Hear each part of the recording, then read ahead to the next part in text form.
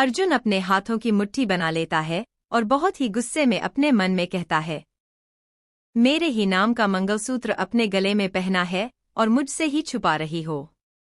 एक बार हम झांसी पहुंच जाएं, उसके बाद मैं तुम सबको बताता हूं अर्जुन सिंह शेखावत से सच छुपाने का क्या अंजाम होता है। अर्जुन बहुत ही गहराई से चाहत की हर एक हरकत को नोटिस कर रहा था। अर्जुन की याददाश्त के अकॉर्डिंग अर्जुन चाहत के साथ 2 साल से कम कर रहा था और अब अर्जुन को चाहत एक ही दिन में बिल्कुल अलग सी महसूस हो रही थी, बहुत ही ज्यादा अलग। अब आगे, यह अर्जुन का प्राइवेट जेट था जिसमें सभी लोग इस समय ट्रैवल कर रहे थे। अर्जुन के प्राइवेट जेट में 2 कमरे भी थे, जिसके एक कमरे में गर्ल्स पहुंच जाती है और दूसरे कमरे में 4 लड़के रुकते हैं।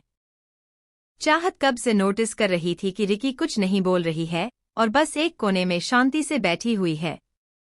चाहत रिंकी से कहती है, मैं जानती हूँ रिंकी के मेरे और मेरे हस्बैंड की वजह से मोंटी भैया तुम्हें टाइम नहीं दे पाए, लेकिन मैं पूरी कोशिश करूंगी कि इस शादी में मोंटी भैया ज्यादा से ज्यादा तुम्हें वक्त।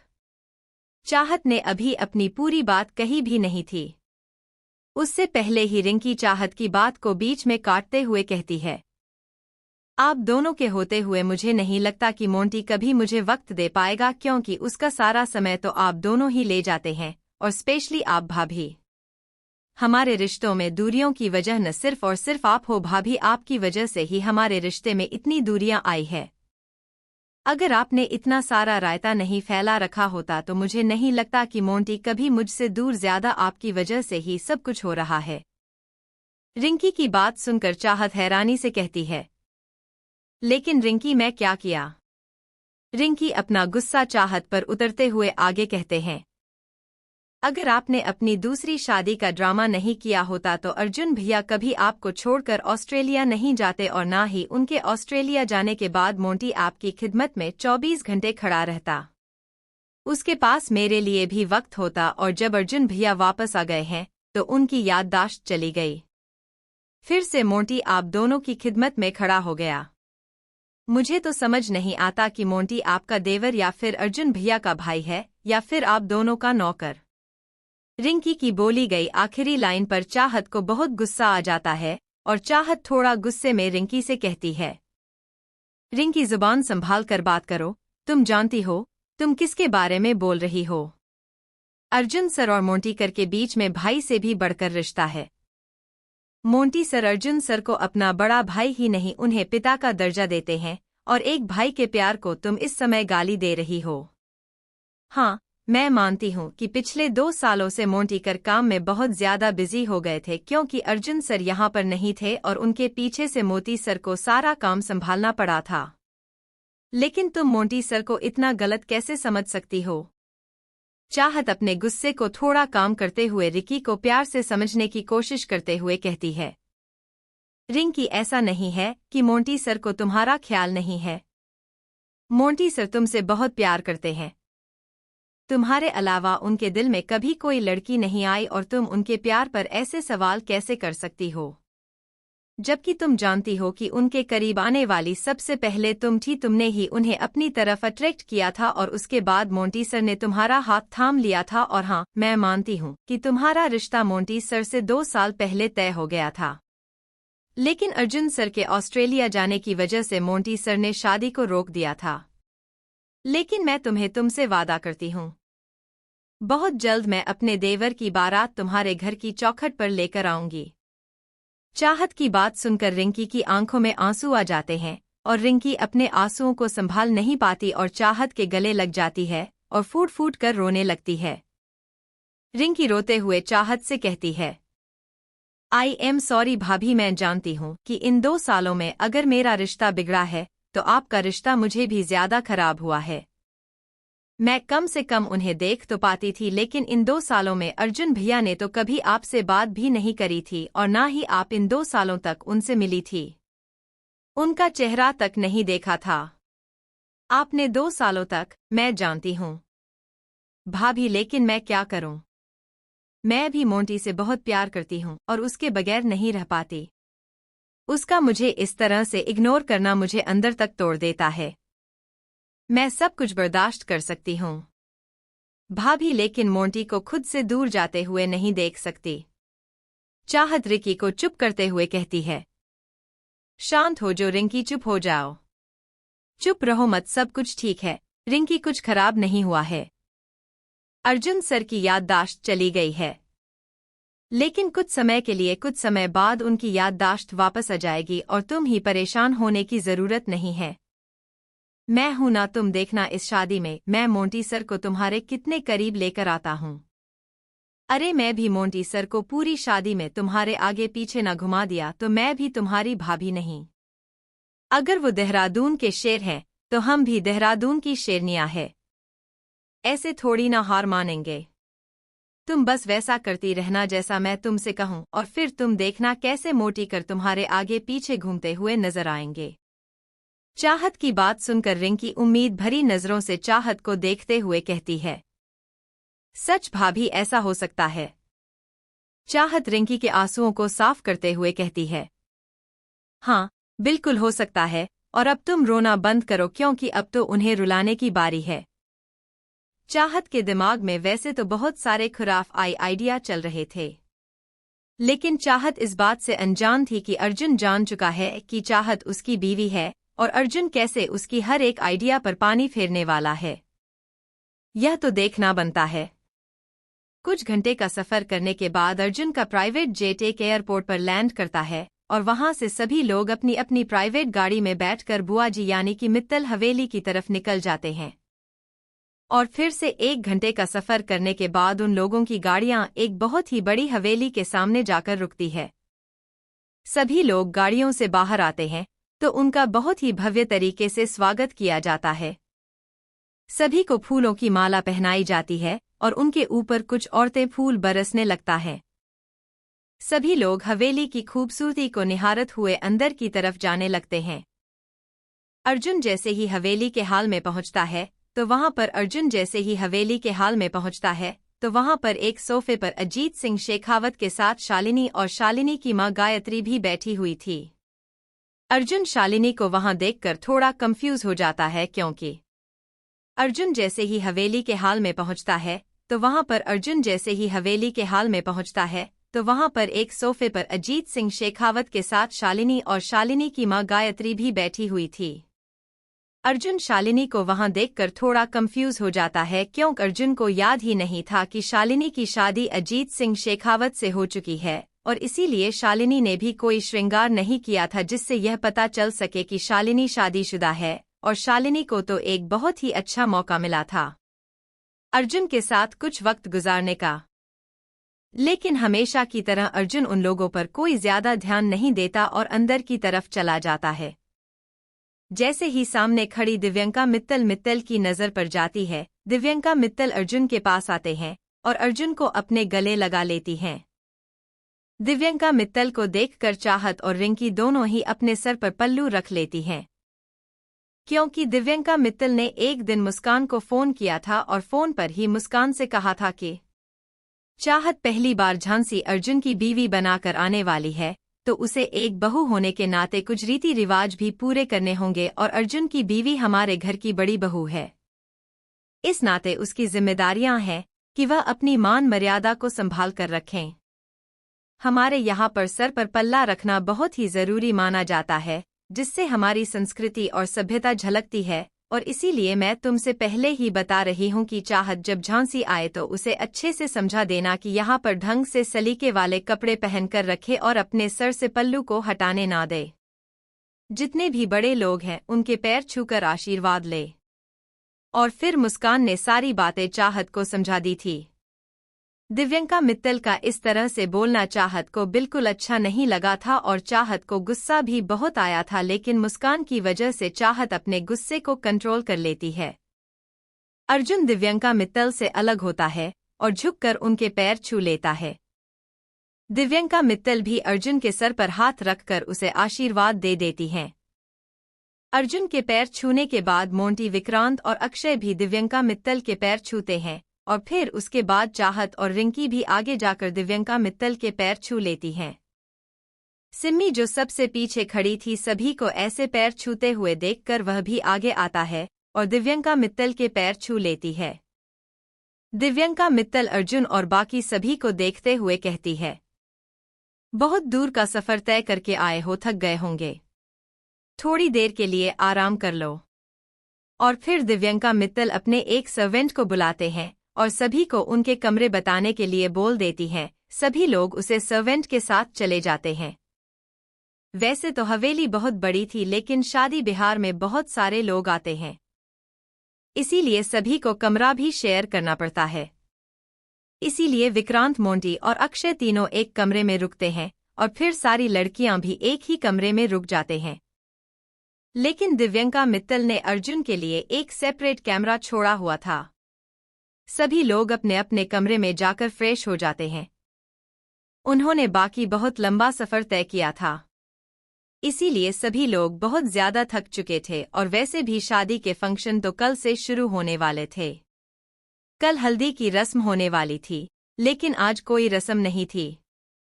इसीलिए सभी लोग डिसाइड करते हैं कि थोड़ी देर के लिए आराम कर लिया जाए। इसीलिए तीनों लड़कियां आराम से बिस्तर पर चढ़कर सो जाती हैं। ऐसा ही हाल कुछ मोंटी, अक्षय और विक्रांत के कमरे में भी था। सभी लोग आराम से बिस्तर पर पड़कर सो रहे थे। लेकिन दूसरी तरफ अर्जुन अपना लैपटॉप खोलकर काम कर रहा था और तभी अर्जुन के कमरे का दरवाजा खुलता है और सामने खड़े इंसान को देखकर अर्जुन की आंखें गुस्से से छोटी हो जाते हैं।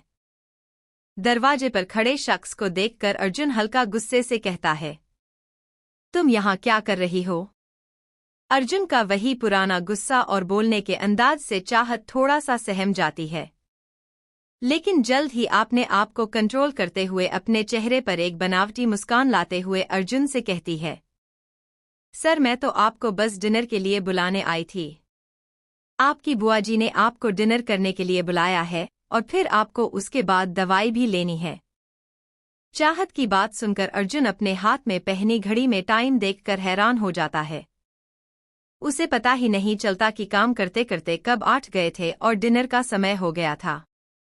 अर्जुन अपने चेहरे के भाव को छुपाते हुए चाहत से कहता है, ठीक है, तुम चलो, मैं आता हूँ। अर्जुन की बात सुनकर चाहत अपनी गर्दन हाँ में हिला देती है और वहां से चली जाती है। थोड़ी देर बाद अर्जुन डाइनिंग टेबल के पास आता है। वहां पर एक बहुत ही बड़ा डाइनिंग टेबल था जहां पर एक साथ 20 से 25 लोग एक साथ खाना खा सकते थे। अर्जुन के साथ ही वहां पर अक्षय, विक्रांत और मोंटी भी आ जाते हैं।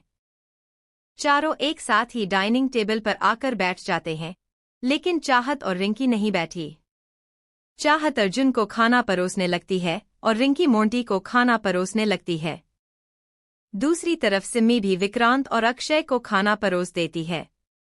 सभी लोग खाना खाने लगते हैं, लेकिन तभी विक्रांत का ध्यान चाहत, रिंकी और सिमी पर ज्यादा है और विक्रांत सवाल या नजरों से उन तीनों को देखने लगता है, क्योंकि तीनों पीछे खड़ी थी और बस उनके खाने का ही ध्यान रख रही थी। विक्रांत चाहत से कहता है, सिम्मी, चाहत, रिंकी, तुम तीनों खाना क्यों नहीं खा रही हो? आओ बैठो ना, तुम भी खाना खाओ हमारे साथ। विक्रांत की बात सुनकर अर्जुन, अक्षय और मोंटी भी उन तीनों को देखने लगते हैं।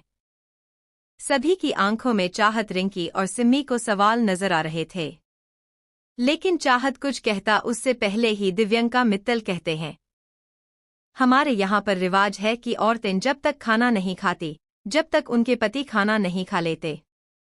उनके आदमियों के खाना खाने के बाद पत्नी पति की थाली में ही खाना खाती है।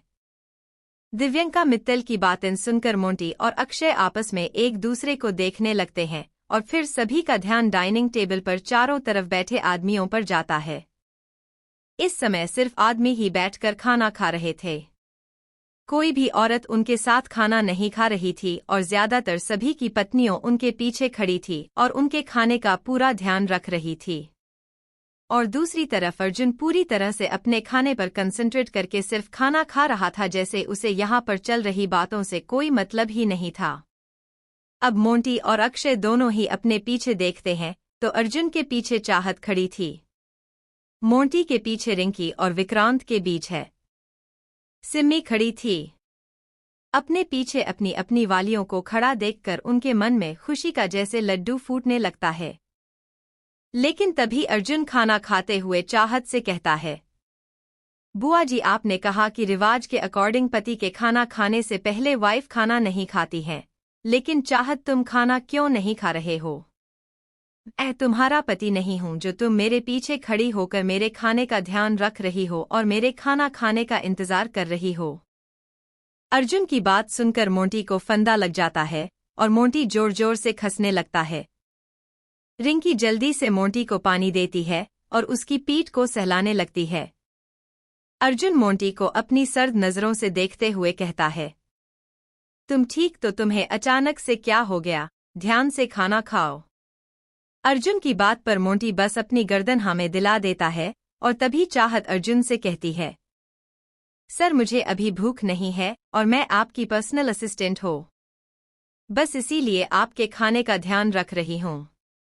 चाहत का जवाब सुनकर अर्जुन का एक हाथ जो टेबल के नीचे था, अर्जुन गुस्से में उसकी मुट्ठी बना लेता है और खाने की चम्मच को ऐसे ही छोड़ देता है और अपनी चेयर से खड़ा हो जाता है। सभी लोग अर्जुन को सवालिया नजरों से देखने लगते हैं, लेकिन अर्जुन बिना किसी पर ध्यान दिए वहां से तेज कदमों से अपने कमरे की तरफ चला जाता है।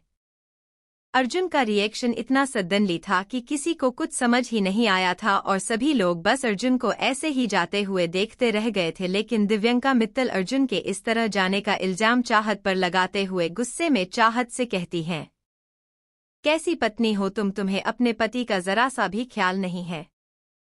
तुम्हारा पति अगर खाना खा रहा था तो तुम चुपचाप नहीं रह सकती थी, बोलना जरूरी था तुम्हें। बुआ जी की बातों पर चाहत को गुस्सा बहुत आता है, लेकिन तभी चाहत को मुस्कान की कही गई बात याद आ जाती है, चाहे कुछ भी हो जाए तुम अपना मुंह बंद रखोगे, एक समय सुशील बहू बनकर वहां पर रहोगी। तुम पहली बार अपने ससुराल का कोई फंक्शन अटेंड करने जा रही हो, अगर तुमने वहां पर कोई भी बदतमीजी की तो चाहत तुम सोच लेना। मुस्कान कही बात को याद करते हुए चाहत गुस्से में अपनी मुट्ठी बना लेती है और अपने गुस्से को कंट्रोल करते हुए धीरे से कहती है, लेकिन बुआ जी मैं क्या कहा? अर्जुन सर ने जो मुझसे सवाल किया था मैंने तो बस उसी का जवाब दिया था, मुझे नहीं पता अर्जुन सर इस तरह अचानक से खाना छोड़कर क्यों चले गए। चाहत का जवाब देना दिव्यंका मित्तल को बिल्कुल अच्छा नहीं लगता। दिव्यंका मित्तल मुंह बनाते हुए चाहत को ताना मारते हुए कहती है, मुझे तो ये समझ नहीं आता कि जब अर्जुन को सारी बातें बताई जा चुके हैं तो अर्जुन से उसकी शादी के बारे में क्यों छुपाया जा रहा है? कहीं ऐसा तो नहीं है कि तुम इस बहाने अपनी जिम्मेदारियां से बच रही हो ताकि तुम्हें अर्जुन से छुटकारा मिल सके?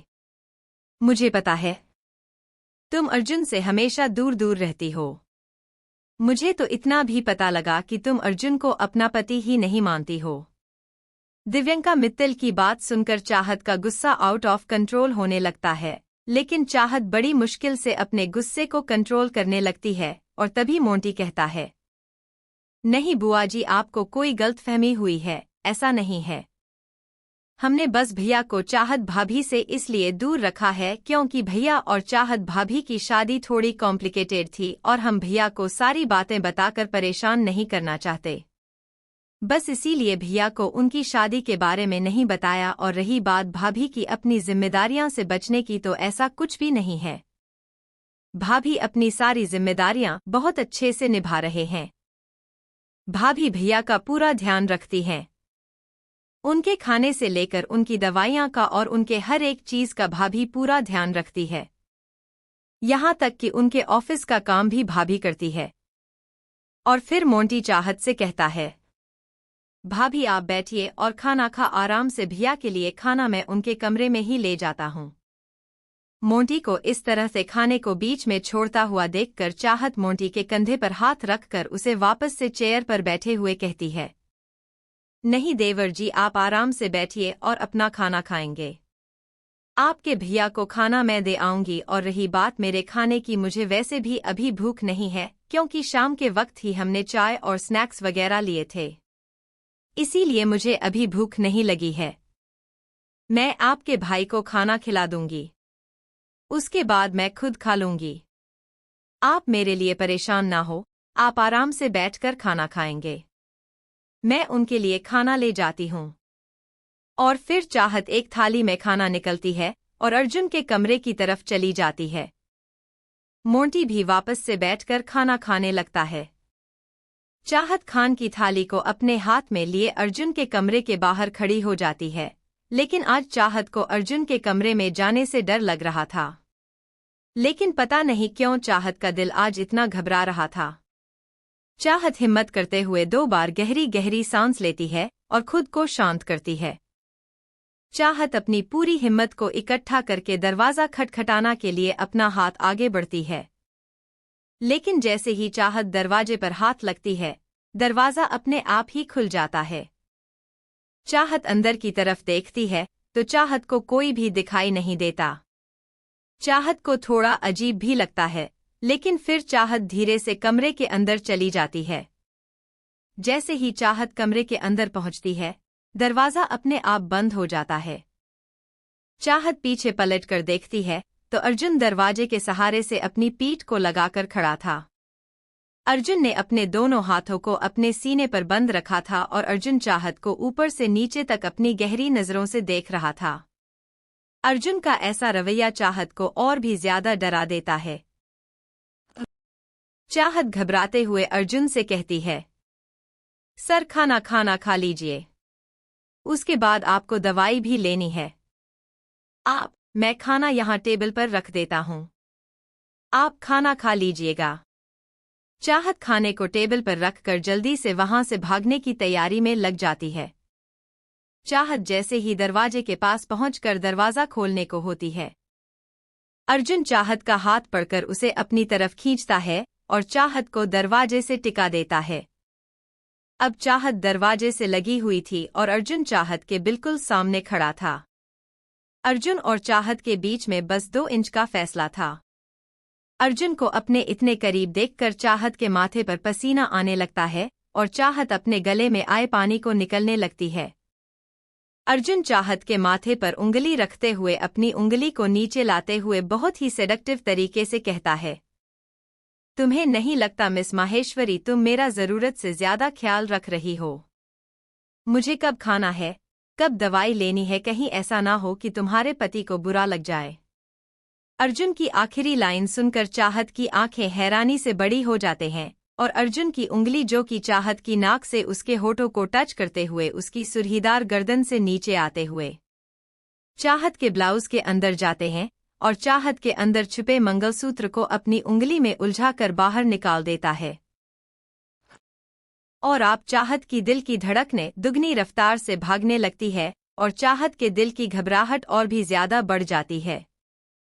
और अर्जुन चाहत के मंगलसूत्र को अपनी उंगली में उलझाकर और भी ध्यान से देखने लगता है, क्योंकि चाहत के मंगलसूत्र पर बड़ी ही खूबसूरती से अर्जुन लिखा हुआ था। अर्जुन चाहत के मंगलसूत्र को अपनी उंगली में उलझाकर बहुत ही गौर से देखते हुए चाहत से कहता है, बीवी किसी और की, लेकिन मंगलसूत्र मेरे नाम का। अब ये तो नहीं कहोगी ना कि तुम्हारे पति का नाम भी अर्जुन सिंह शेखावत है? अर्जुन के बिहेवियर से और अर्जुन की बातों से चाहत को बहुत डर लग रहा था। चाहत के चेहरे पर पसीने की बूंद उबर आई थी और चाहत की धड़कनें तो दुगनी रफ्तार से भाग ही रही थी। चाहत अपने गले के पानी को निकलते हुए अपनी गर्दन ना में हिला देती है। अर्जुन अपनी शरद नजरों से चाहत को देखते हुए उसे पलट देता है और चाहत के बालों को एक साइड करके आगे की तरफ कर देता है। अर्जुन अपनी उंगली को चाहत की पीठ पर घूमते हुए चाहत की @@ के स्टेप पर आकर रोक देता है और चाहत की @@ की स्टेप पर अपनी उंगली को घूमने लगता है। अर्जुन की ऐसी हरकत से चाहत की हालत और भी ज्यादा खराब होने लगती है। चाहत अपने हाथों की मुट्ठी बना लेती है। चाहत के गूसेबम्प आ गए थे। अर्जुन चाहत की इनरवियर स्टेप को पकड़कर पीछे की तरफ खींचता है और ऐसा महसूस होते ही चाहत की आंख से हैरानी से बड़ी हो जाती है और चाहत को वो पल याद आता है जब अर्जुन चाहत से पहली बार इंटीमेट हुआ था और इसी तरह से अर्जुन ने चाहत को चोट पहुंचाई थी। और तभी अर्जुन का सवाल चाहत को सुनाई देता है, मुझे सफाई नहीं जवाब चाहिए, मुझे सच क्यों छुपाया? चाहत डरते हुए कहती है, डॉक्टर ने कहा था कि आपका दिमाग पर ज्यादा स्ट्रेस ना डालें। इसीलिए हमने आपको नहीं बताया कि हमारी शादी हो चुकी है। आह। चाहत की बात खत्म होते ही अर्जुन चाहत की इनरवियर स्टेप को छोड़ देता है, जो कि चाहत की पीठ पर बहुत ही जोर से लगती है और चाहत की दर्द भरी आह निकल जाती है। अर्जुन फिर से चाहत की इनरवियर की स्टेप को पकड़ता है और पीछे खींचते हुए अगला सवाल करता है, हमारी शादी को कितना टाइम हो चुका है? चाहत अपनी आंखें बंद किया अपनी दर्द भरी आवाज में कहती है, 2 साल 3 महीने। अर्जुन फिर से चाहत की इनरवियर स्टेप को छोड़ देता है और फिर से चाहत की पीठ पर जख्म बन जाता है। आह। अर्जुन फिर से चाहत की इनरवियर स्टेप को पकड़ता है और उसे पीछे खींचते हुए फिर से सवाल करता है, क्या हम कभी इंटीमेट हुए हैं? और अब की बार चाहत दर्द में रोते हुए कहती है, हाँ। और फिर से अर्जुन चाहत की इनरवियर स्टेप को छोड़ देता है और इस बार चाहत का दर्द बहुत ही ज्यादा बढ़ जाता है। आह। अर्जुन फिर से चाहत की इनरवियर की स्टेप को पकड़ता है, लेकिन इस बार चाहत एकदम से पलट जाती है और रोते हुए अर्जुन से कहती है, प्लीज मत कीजिए, बहुत दर्द होता है। अर्जुन चाहत के चेहरे को देखता है, जो कि आंसुओं से भीग चुका था, और अब अर्जुन की नजर चाहत के कांपते हुए होठों पर जा रही है। चाहत की होठों को देखकर अर्जुन को बेचैनी होती है और अर्जुन का गला सूखने लगता है। अर्जुन जल्दी से अपनी नजरें चाहत के होठों से हटता है और चाहत के चेहरे को अपने हाथों में थाम कर अपने अंगूठे से चाहत के गालों पर आए आंसुओं को साफ करते हुए कहता है, आइंदा से मुझसे कभी कोई सच मत छुपाना वरना। इतना बोलकर अर्जुन अपनी बात को अधूरी छोड़ देता है और अपनी सर्द नजरों से चाहत को देखने लगता है। चाहत जिसकी रोने की वजह से नाक और गाल लाल हो गए थे, चाहत अपनी नाक को रगड़ते हुए अपनी गर्दन हाँ में हिला देती है। चाहत इस वक्त बहुत ही ज्यादा प्यारी और बहुत ही क्यूट लग रही थी, और चाहत को ऐसा देख कर ना चाहते हुए भी अर्जुन के चेहरे का गुस्सा एकदम से गायब हो जाता है और अर्जुन अपने आप को मुस्कुराने से नहीं रोक पाता। चाहत इतनी ज्यादा मासूम लग रही थी कि अर्जुन को चाहत पर प्यार आने लगता है। अर्जुन चाहत के गाल पर हाथ रख कर ही अपनी आवाज को थोड़ा नरम करते हुए कहता है, अच्छा ठीक है, रोना बंद करो, दर्द हो रहा है। फिर से अपनी गर्दन हाँ मैं हिलाकर रोते हुए कहती है, हाँ मुझे भी दर्द होता है। मैं भी इंसान हूँ, लेकिन आपको तो मेरा दर्द दिखाई ही नहीं देता। आप हमेशा ही मुझे दर्द देते हैं। या तो आपको मुझे दर्द देना होता है या फिर आपको मुझे डांटना होता है। हमेशा मुझ पर हुक्म चलाते रहते हैं। हमेशा मेरे लिए रूल्स रेगुलेशंस बनाते रहते हैं, जैसे कोई स्कूल टीचर बनता है। अगर वापस आकर आपको मुझे ऐसे ही परेशान करना था तो अच्छा होता कि आप वापस ही ना आते। चाहत की बात सुनकर अर्जुन की नजरें फिर से सावलियां हो जाती हैं और अर्जुन चाहत को देखते हुए कहता है, वापस ही नहीं आता मतलब कहाँ से वापस नहीं आता, कहाँ गया था मैं? चाहत भी रोते रोते बिना अर्जुन की तरफ देख ही बोलती है, शादी के बाद ही आप मुझे छोड़कर ऑस्ट्रेलिया चले गए थे। पूरे 2 साल बाद और सिर्फ 1 हफ्ते पहले ही आप ऑस्ट्रेलिया से वापस आए थे, और जब से वापस आए हैं तब से आपने मुझे परेशान करके रखा हुआ है। अगर आपको भूख लगे तो बुआ जी से कह देना, बुआ जी आपको खाना दे देगी। वैसे भी हुआ जी के बहुत लाडले हैं आप, और टेबल पर आपकी दवाई रखी हुई है, तो खाना खाने के बाद दवाई खा लीजिएगा, मैं जा रही हूँ। और इतना बोलकर चाहत जाने लगती है। अर्जुन चाहत का हाथ पकड़कर चाहत को रोकते हुए कहता है, तुम कहाँ जा रही हो? चाहत फिर से अपनी नाक को रगड़ते हुए कहती है, मैं अपने कमरे में जा रही हूँ।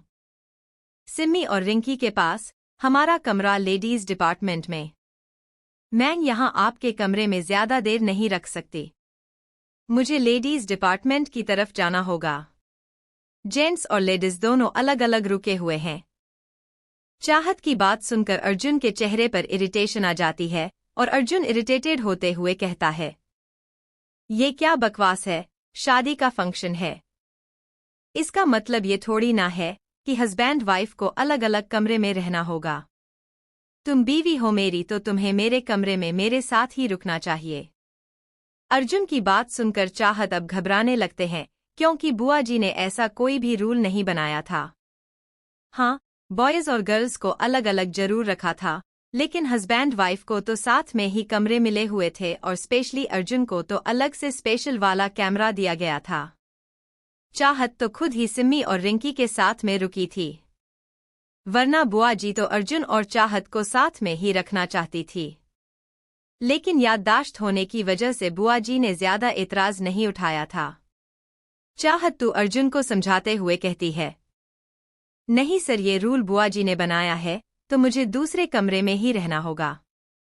मैं आपके साथ आपके कमरे में नहीं रह सकती। ठीक है, मैं चलती हूँ।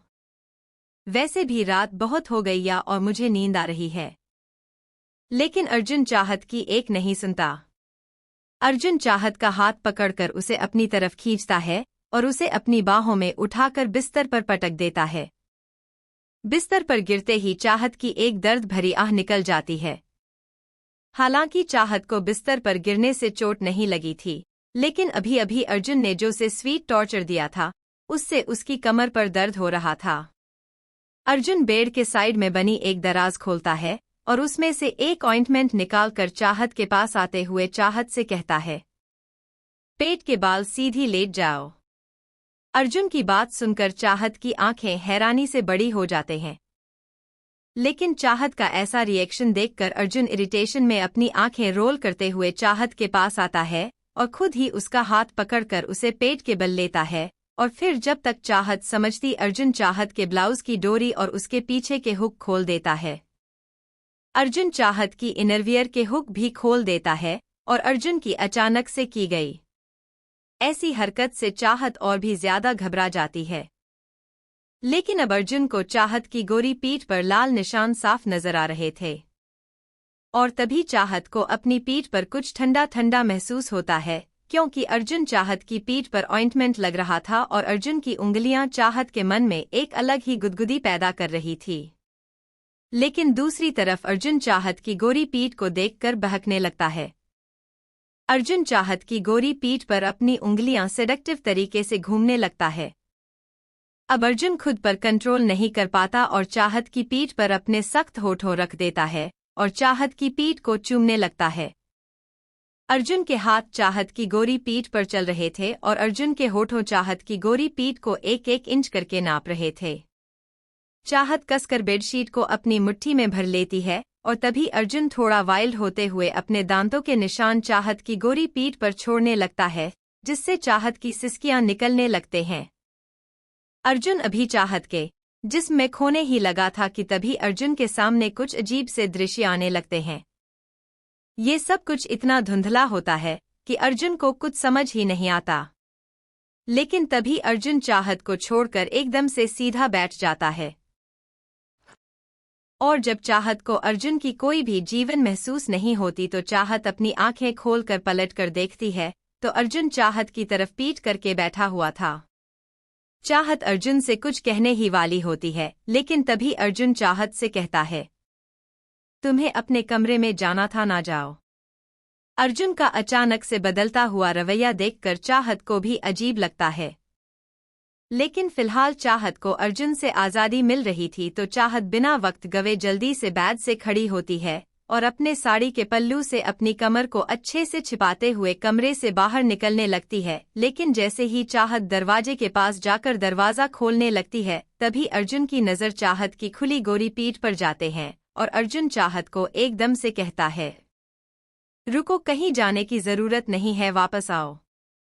अर्जुन की बात सुनकर चाहत फिर से हैरान हो जाती है और अर्जुन की तरफ हैरानी से देखने लगती है। अर्जुन चाहत को देखते हुए अपने मन में कहती है, मतलब यार, इतना तो गिरगिट भी रंग नहीं बदलता होगा जितना ये वैम्पायर जिराफ अपने रंग बदलते हैं। अर्जुन जब देखा है चाहत अभी भी दरवाजे पर ही खड़ी है तो अर्जुन चाहत को थोड़ा कड़क आवाज में अपनी तरफ बुलाते हुए कहता है, सुना नहीं तुमने मैंने क्या कहा? कहीं जाने की जरूरत नहीं है, यहाँ आओ मेरे पास। चाहत अर्जुन की बात सुनकर अपना सर झुकाकर धीरे धीरे कदमों से अर्जुन के पास आ जाती है। जैसे ही चाहत अर्जुन के पास आती है, अर्जुन चाहत की हाथ में एक तकिया पड़ते हुए कहता है, सोफा काफी कंफर्टेबल और काफी बड़ा है। तुम आराम से सो सकती हो। अर्जुन की बात सुनकर चाहत को फिर से एक और बड़ा झटका लगता है। मतलब आज तो जैसे अर्जुन ने ठान लिया था कि चाहत को झटका पर झटका ही देता जाएगा। चाहत को अर्जुन पर बहुत गुस्सा आ रहा था, लेकिन चाहत अर्जुन पर अपना गुस्सा नहीं निकल सकती थी क्योंकि उसके बाद का अंजाम चाहत अच्छे से जानती थी। चाहत अर्जुन को अपने मन में 1000 गालियां देते हुए कहती है, महादेव आपको पूरी दुनिया में यही मिले थे क्या मेरी किस्मत में लिखने के लिए? मतलब हद है, आपने मेरी जिंदगी में चुन चुन कर इंसान भेजे हुए हैं। मुझे समझ नहीं आता आखिर मैंने किया क्या है, मुझे कौन से जनों की सजा इस जन्म में मिल रही है। मतलब ये इंसान आराम से इतने बड़े बेड पर फेल कर सोने वाला है और मुझे सोफे पर सोने के लिए बोल रहा है। अभी 3-4 दिन पहले यही इंसान मुझे बिस्तर से उठने नहीं दे रहा था और अब मुझे अपने बिस्तर पर आने नहीं दे रहा है। वह रे वहां भगवान तेरी माया, कहीं धूप कहीं छाया।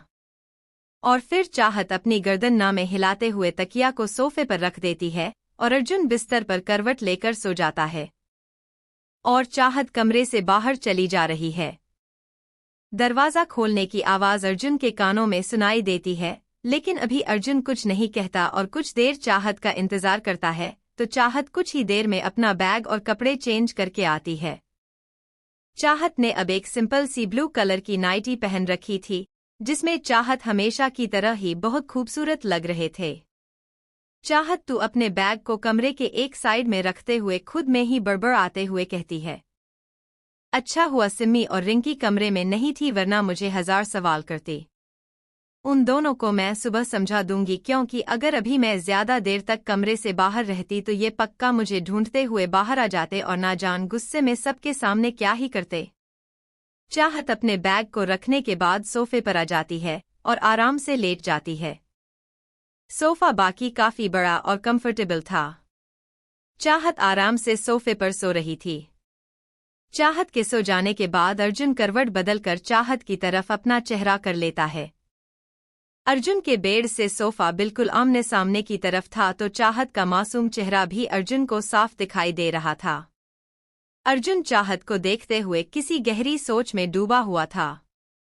कुछ देरी चाहत को ऐसे ही देखने के बाद अर्जुन भी अपनी आंखें बंद कर लेता है और दोनों ही नींद की आगोश में चले जाते हैं। अगली सुबह हल्दी का फंक्शन था और चाहत को घर की बहू होने के नाते सुबह जल्दी उठना था। इसीलिए चाहत अपने फोन में अलार्म लगाकर सो गई थी। सुबह के 5 चाहत की आंखें अपने फोन में बजे अलार्म से खुल जाते हैं। चाहत अपनी असाही नजरों से अपने फोन को देखते हैं और फोन के अलार्म को बंद कर देती है।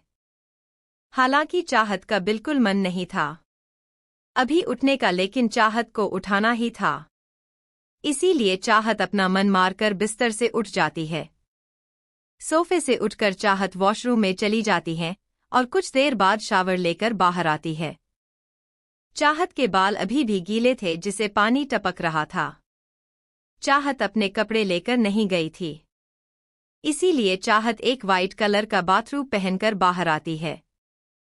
चाहत को पता था कि अर्जुन इतनी सुबह नहीं जागेगा, इसीलिए चाहत बेफिक्र होकर ऐसे ही कमरे में आ जाती है और दूसरी तरफ अर्जुन भी इस वक्त गहरी नींद में बिस्तर पर सोया हुआ था। चाहत धीरे धीरे कदमों से अपने बैग के पास जाती है और बैग में से अपने कपड़े लेकर वापस वॉशरूम में चली जाती है। थोड़ी देर बाद चाहत एक येलो कलर की साड़ी पहनकर आती है। चाहत के बालों से अभी भी पानी टपक रहा था। चाहत एक सूखे तौलिए से अपने बालों के पानी को पोंछने लगती है और उन्हें झड़ते हुए पीछे की तरफ कमर पर डाल लेती है और तभी चाहत के बालों का पानी अर्जुन के चेहरे पर जाकर गिरता है। अपने चेहरे पर पानी की बूंद को महसूस करके अर्जुन की नींद खुल जाती है और जैसे ही अर्जुन आंखें खोलकर सामने देखा है तो पीले रंग की साड़ी में चाहत की पतली सी कमर अर्जुन को दिखाई देती है। सुबह सुबह इतना खूबसूरत नजारा देखकर अर्जुन तो जैसे चाहत की खूबसूरती में खो सा जाता है। चाहत अपनी साड़ी की प्लेट्स को अच्छे से अरेंज करते हुए अपने पल्लू को भी ठीक करती है और अपने बालों को कंघी करने के बाद अपनी मांग में सिंदूर सजाती है और माथे पर एक लाल रंग की बहुत ही खूबसूरत लेकिन सिंपल सी बिंदी लगाती है। आंखों में काजल, होठों पर हल्की सी लिपस्टिक लगाकर चाहत पूरी तरह से तैयार हो जाती है। चाहत ने आज हाथों में चूड़ियां नहीं पहनी थी। उनकी जगह पर 2 कंगन डाले थे। चाहत का ध्यान इस वक्त सिर्फ जल्दी जल्दी तैयार होने पर था, क्योंकि बुआ जी ने घर पर आई सभी बहू को सुबह 6 हॉल में बुलाया था। कुछ रस्म थी जो कि घर की बहू को करनी थी, जो कि दूल्हे की भाभियों लगती थी। इसीलिए चाहत का ध्यान ही नहीं गया कि कब से अर्जुन उसे ही कितनी मदहोशी के साथ एक तक देख रहा है। और जब चाहत को अपने पेट पर अर्जुन के गर्म हाथ महसूस होते हैं, तब जाकर चाहत को अर्जुन की मौजूदगी का एहसास होता है। अर्जुन चाहत के पेट पर हाथ रख कर चाहत को अपनी तरफ खींचता है, जिससे चाहत अर्जुन के सीने से लग जाती है। अर्जुन अपने हाथ से चाहत के पेट को सहलाने लगता है और चाहत के कंधे पर अपने गर्म होठ रख देता है और धीरे धीरे चाहत के कंधे पर अपने होठों को घूमने लगता है। और ऐसा महसूस करते ही चाहत की दिल की धड़कन बढ़ जा रही है और चाहत को गूसेबम्प आने लगते हैं। अर्जुन अपने एक हाथ से चाहत के मखमली पेट को सहला रहा था कि तभी कोई उनका प्यारा सा मोमेंट डिस्टर्ब करने के लिए दरवाज़ा खटखटा देता है। दरवाज़ा खटखटाना की आवाज़ सुनकर चाहत झटके से अर्जुन का हाथ अपने पेट से हटती है और अर्जुन से दूर हो जाती है। तभी दरवाजे के बाहर से रिंकी की आवाज़ आती है। भाभी भाभी, क्या आप तैयार हो गई? जल्दी लिए नीचे, बुआ जी आपको बुला रहे हैं। रिंकी की आवाज़ सुनकर चाहत जल्दी से दरवाज़ा खोल देती है। रिंकी चाहत को ऊपर से नीचे तक देखते हुए कहती है, अच्छा हुआ भाभी आप टाइम पर तैयार हो गई, वरना बुआ जी तो आज आप पर बहुत ही ज्यादा भड़काने वाली थी, क्योंकि बुआ जी आपके 5 मिनट लेट होने पर भी बहुत गुस्से में है। जल्दी चलिए। रिंकी ने भी आज येलो कलर की साड़ी पहन रखी थी और सिंपल सा मेकअप कर रहा था। रिंकी भी आज बहुत ही खूबसूरत लग रही थी, लेकिन रिंकी ने आज पहली बार साड़ी पहनी थी, इसीलिए रिंकी को चलने में प्रॉब्लम हो रही थी। लेकिन फिर भी रिंकी अपने आप को संभाल कर चल रही थी। चाहत और जिंदगी दोनों ही नीचे बुआ जी के पास आ जाते हैं। नीचे हॉल में बुआ जी के साथ और भी बहुत सारी औरतें थीं और सभी औरतों ने आज येलो कलर की साड़ी पहन रखी थी। जहां जब नीचे आती है तो दिव्यंका मित्तल चाहत को बहुत ही गुस्से में देखती है, लेकिन चाहते कुछ नहीं कहती। तभी एक बुजुर्गों औरत दिव्यंका मित्तल से कहती है, बताओ दिव्यंका, दूल्हे की कौन सी भाभी है जो झील का पानी लेने के लिए सबसे आगे चलेगी और उसी के लिए पानी से दूल्हे की हल्दी लगे के बाद दूल्हे का स्नान कराया जाएगा। बुजुर्ग औरत की बात सुनकर दिव्यंका मित्तल चाहत को कहती है, ये हमारे घर में सबसे बड़ी बहू है, तो यही अपने देवर के लिए झील से पानी लाने में सबसे आगे रहेगी। दिव्यंका मित्तल की बात सुनकर सभी लोग चाहत को देखने लगते हैं और तभी वही बुजुर्ग औरत चाहत को देखते हुए मुस्कुराकर कहती है, अच्छा तो क्या यही है तुम्हारे भतीजे अर्जुन की पत्नी?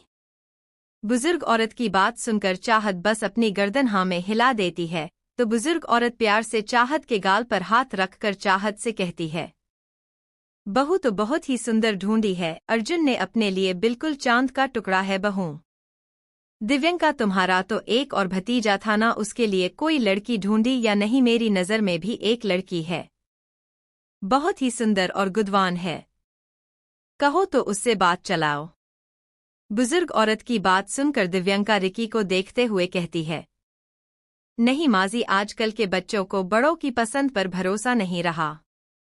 आजकल के बच्चे अपने लिए खुद ही हमसफर ढूंढ लेते हैं। छोटे ने भी अपने लिए खुद की पसंद की लड़की ढूंढ ली है।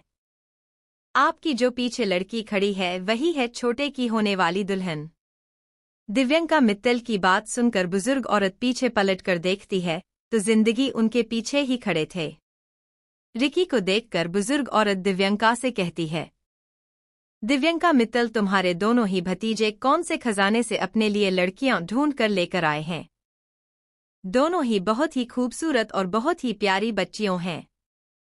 बुजुर्ग औरत की बात सुनकर रिंकी भी शर्मा कर अपनी नजरें नीचे झुका लेती है, लेकिन दिव्यंका मित्तल का मुंह बन जाता है और दिव्यंका टॉपिक चेंज करते हुए चाहत से कहती है, चाहत, तुम जो पानी झील से लेकर आओगी उसी से राजवीर की हल्दी साफ होगी, इसीलिए पानी को बहुत ही संभाल कर लेकर आना, बिल्कुल भी छलकना नहीं चाहिए।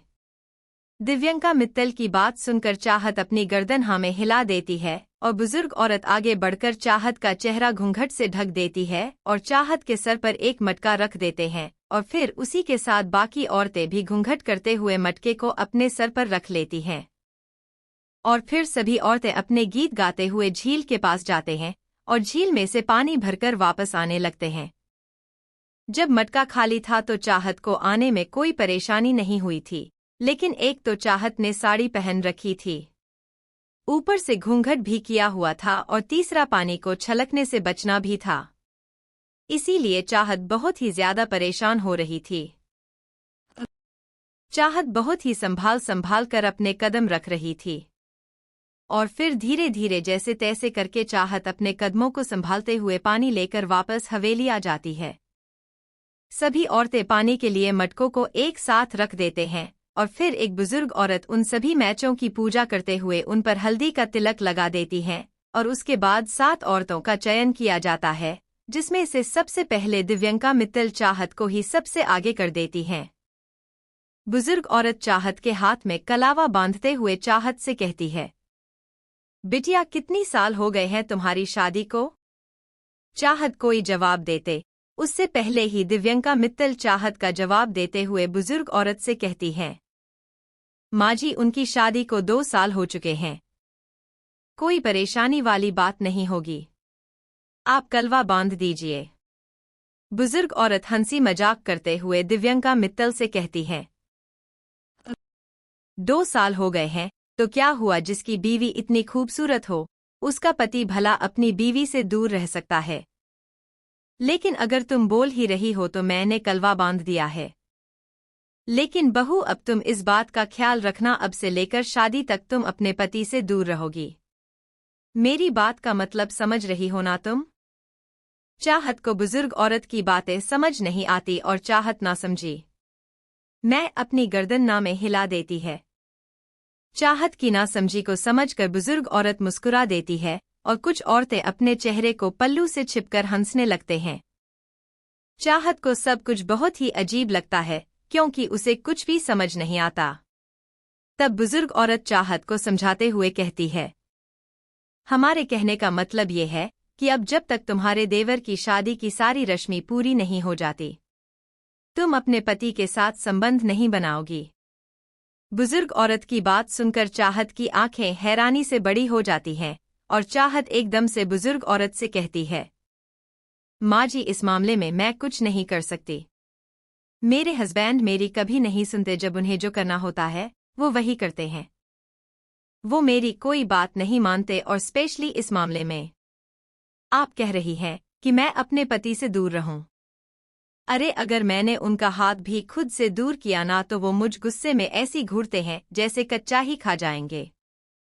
चाहत की बातें सुनकर सभी औरतें हंसने लगती हैं और तभी चाहत को भी एहसास होता है कि अभी अभी उसने क्या कह दिया और अब चाहत को भी सभी के सामने शर्म आने लगती है। सभी औरतों को हंसता हुआ देखकर चाहत शर्मा कर अपना चेहरा नीचे झुका लेती है क्योंकि अब चाहत से किसी की भी तरफ देखा नहीं जा रहा था और औरत सभी औरतों को डांटे हुए चुप करती है और चाहत से कहती है, अरे सभी लोग शाम तो हो जाओ, क्यों बेचारी को परेशान कर रहे हो? नए ही शादी हुई है तो उसमें पति परेशान करता ही है। तुम लोग तो ऐसे हंस रही हो जैसे तुम्हारा पति तुम्हें परेशान ना करता हो। बेटा तुम उनकी बातों पर ध्यान मत दो। देखो मैंने अब तुम्हें कलवा बांध दिया है तो अब तुम्हें कैसे भी करके अपने पति को खुद से दूर रखना होगा। अब तुम शादी की रस्मों तक अपने पति के साथ संबंध नहीं बन सकते। चाहत कुछ नहीं कहती है और बस अपना सर झुकाकर हाँ मैं अपनी गर्दन हिला देती है और उसके बाद बुजुर्ग औरत 6 और औरतों के ऐसे ही कलवा बांधती है और उनसे भी अपने पतियों से दूर रहने के लिए कहती हैं। दूसरी तरफ अर्जुन का कमरा। अर्जुन आईने के सामने खड़ा अपनी शर्ट के बटन लगा रहा था, लेकिन अर्जुन का ध्यान कहीं और ही था। अर्जुन बटन लगाते हुए बेहद गुस्से में खुद से कहता है, मुझे हो क्या चाहता है? जब भी मिस माहेश्वरी मेरे सामने आती है मैं खुद पर कंट्रोल नहीं कर पाता। जब भी मिस माहेश्वरी मेरे सामने आती है, मैं उसकी तरफ खिंचा चला जाता हूँ। वो मुझे बिना कुछ कर भी अट्रैक्ट करने लगती है। ऐसा कैसे हो सकता है? मैं अपना कंट्रोल कैसे खो सकता हूँ? मुझे खुद पर कंट्रोल रखना होगा। लेकिन फिर अर्जुन कुछ सोचते हुए खुद से ही कहता है, 1 मिनट, मिस माहेश्वरी बीवी है मेरी चाहत अर्जुन सिंह शेखावत। माना कि मुझे याद नहीं है कि हमारी शादी कब और किन हालातों में हुई थी। मैंने अपनी ही पर्सनल असिस्टेंट से शादी क्यों की थी, लेकिन मिस माहेश्वरी तो जानती है ना कि मैं उनसे शादी क्यों की थी, और हम दोनों इंटीमेट भी हो चुके हैं। मिस माहेश्वरी ने खुद ही इस बात को कल रात एक्सेप्ट किया था कि हम दोनों के बीच में इंटीमेसी भी हो चुकी है। मुझे ही तो सारी बातें याद नहीं है, लेकिन मिस माहेश्वरी को तो सब कुछ याद होगा। मेरा मिस माहेश्वरी के करीब जाना गलत नहीं है। मिस माहेश्वरी मेरी बीवी है और हमारे बीच में इंटीमेसी भी हो चुकी है, तो मैं मिस माहेश्वरी के करीब जा सकता हूँ। इसमें कुछ भी गलत नहीं है, और जब मिस माहेश्वरी मेरी वाइफ है तो मैं खुद पर कंट्रोल क्यों करूं? मिस माहेश्वरी बीवी है मेरी और मेरा पूरा हक है उनके करीब जाने का। और फिर अर्जुन को अपनी ही बातें दोबारा से रिलायंस होती है कि अर्जुन चाहत को क्या बोल रहा है। मिस माहेश्वरी, लेकिन अब वह मिस माहेश्वरी नहीं, मेरी बीवी है मिसेस अर्जुन सिंह शेखावत। और फिर अर्जुन इरिटेट होकर अपनी गर्दन पर हाथ रखते हुए अपनी गर्दन को चारों तरफ घुमा देता है और उसे पहनकर कमरे से बाहर निकल जाता है। आज अर्जुन ने व्हाइट कलर की शर्ट और ब्लू कलर की जीन्स पहन रखी थी और ब्लू कलर का ही ब्लेजर पहने था, जिसमें अर्जुन बहुत ही ज्यादा हॉट एंड हैंडसम लग रहा था। और दूसरी तरफ शालिनी अंगड़ाई लेते हुए कमरे से बाहर निकलती है। शालिनी स्काई ब्लू कलर की नाइटी पहन रखी थी, जिसमें शालिनी काफी होता और सेक्सी लग रही थी। शालिनी अपनी अलसी नजरों से चारों तरफ देखती है तो ज्यादातर सर्वेंट घर के कामों में बिजी थे और डेकोरेट करने में लगे हुए थे। आज हल्दी का फंक्शन था तो घर में काफी मेहमानों की चहल पहल थी। छोटे छोटे बच्चे पूरी हवेली में खेल कूद करते हुए इधर से उधर भाग रहे थे, तो कुछ मेहमान आपस में बातें कर रहे थे और कुछ औरतें, जिनके बच्चे बहुत ही ज्यादा छोटे थे, उन्हें चुप कर रही थी कि छोटे बच्चे रो रहे थे। अपने आसपास ऐसा माहौल देखकर शालिनी को इरिटेशन होने लगती है और शालिनी एक सर्वेंट को अपने पास बुलाते हुए कहती है, ए सुनो, इधर आओ, मेरे लिए एक ब्लैक कॉफी लेकर आओ अभी। शालिनी की बात सुनकर सर्वेंट सर झुकाते हुए अपनी गर्दन हाँ में हिला देता है और वहां से चला जाता है। जैसे ही शालिनी वापस अपने कमरे में जाने के लिए मुड़ती है, तभी गायत्री शालिनी के सामने आ जाती है। गायत्री ने भी ब्लैक कलर की नाइटी पहन रखी थी और उन्हें देखकर लग रहा था कि वो भी सोकर उठी हैं। गायत्री भी अपने आसपास का ऐसा माहौल देखकर इरिटेट हुए शालिनी से कहती है, शालिनी बेटा, मैं सोच रही थी क्यों ना तुम अजीत जी से बात करो। हम कुछ दिनों के लिए किसी अच्छे 7 स्टार होटल में शिफ्ट क्यों नहीं हो जाते? जब फंक्शन हुआ करेगा तब हम यहाँ आ जाएंगे। पूरा टाइम इस हवेली में रहने की क्या जरूरत है? यहाँ पर सभी लोग कितने इरिटेटिंग है। मैं इन लोगों के बीच में नहीं रह पाऊंगी। So much irritating. और वह देखो, वो तो अपने बच्चों का डायपर चेंज कर रही है। ओ माय गॉड, इन्हें जरा भी मैनर्स नहीं है। ऐसे ही कहीं पर चेंज करने लगते हैं। गायत्री की बात सुनकर शालिनी भी उसे तरफ देखती है जहां पर एक औरत अपने बच्चों का डायपर चेंज कर रही थी। उस औरत को देखकर शालिनी उल्टी करने जैसा मुंह बनाते हुए अपने कमरे के अंदर चली जाती है। शालिनी के अंदर जाने के बाद गायत्री भी शालिनी के कमरे के अंदर उसके पीछे ही चली जाती है। जैसे ही गायत्री अंदर जाती है तो देखी है, अजीत सिंह शेखावत बिस्तर पर पेट के बाल सो रहे थे और उनकी मस्कुलर बॉडी पर सिर्फ कमर तक की चादर डाली हुई थी और उनकी अपर बॉडी पर उन्होंने कुछ नहीं पहन रखा था। अपनी बेटी के पति को देखकर गायत्री भी ठंडी आहें भरते हुए बहुत ही गौर से अजीत सिंह शेखावत को देखने लगती है। बेशक अजीत सिंह शेखावत अर्जुन के पिता थे, लेकिन अजीत सिंह शेखावत ने भी अपनी बॉडी को बहुत ही अच्छे से मेंटेन कर रखा था। उन्हें देखकर कोई नहीं कह सकता था कि इस आदमी के 2 जवान बेटे भी हैं। गायत्री ललचाई नजरों से अजीत को देख रही थी कि तभी दिव्यंका मित्तल कमरे के अंदर आती है। दिव्यंका मित्तल को देखकर गायत्री एकदम से अपनी नजरें अजीत सिंह शेखावत से हटा लेती है और अपना चेहरा दूसरी तरफ करके खड़ी हो जाती है। हालांकि दिव्यंका मित्तल ने कमरे में आते वक्त देख लिया था कि गायत्री उनके भाई को ही देख रही थी। दिव्यंका मित्तल गायत्री को देखकर गुस्से में अपनी गर्दन ना ही हिलते हुए कहते हैं, अगर आपकी और आपकी बेटी की सुबह हो गई हो तो जल्दी से तैयार हो जाए, थोड़ी ही देर में हल्दी का फंक्शन शुरू होने वाला है। और फिर दिव्यंका मित्तल अजीत सिंह शेखावत के पास आती है और उनके कंधे पर हाथ रख कर हिलाते हुए उन्हें उठाती हैं। भैया भैया उठ जाइए और तैयार हो जाइए, कुछ ही देर में हल्दी का फंक्शन शुरू होने वाला है। हल्दी लगे के बाद आप ही राजीव के सर पर झील का पानी डालेंगे। दिव्यंका मित्तल के उठाने पर अजीत सिंह शेखावत की नींद भी खुल जाती है और अजीत सिंह शेखावत अंगड़ाई लेते हुए बिस्तर पर उठकर बैठ जाते हैं। भैया जल्दी से तैयार हो जाइए, हल्दी का फंक्शन शुरू होने वाला है। दिव्यंका मित्तल की बात सुनकर अजीत सिंह शेखावत अपनी गर्दन हाँ में दिला देते हैं और फिर बिस्तर से खड़े होकर वॉशरूम में चले जाते हैं। दिव्यंका मित्तल भी कमरे से बाहर चली जाती है। दिव्यंका मित्तल के जाने के बाद गायत्री भी मुंह बनाकर अपने कमरे में चली जाती है। सिम्मी बाहर गार्डन में घूमते हुए सारी तैयारी देख रही थी। गार्डन को बहुत ही खूबसूरती से सजाया गया था और हल्दी के फंक्शन के लिए सारी डेकोरेशन पीले रंग की कराई गई थी।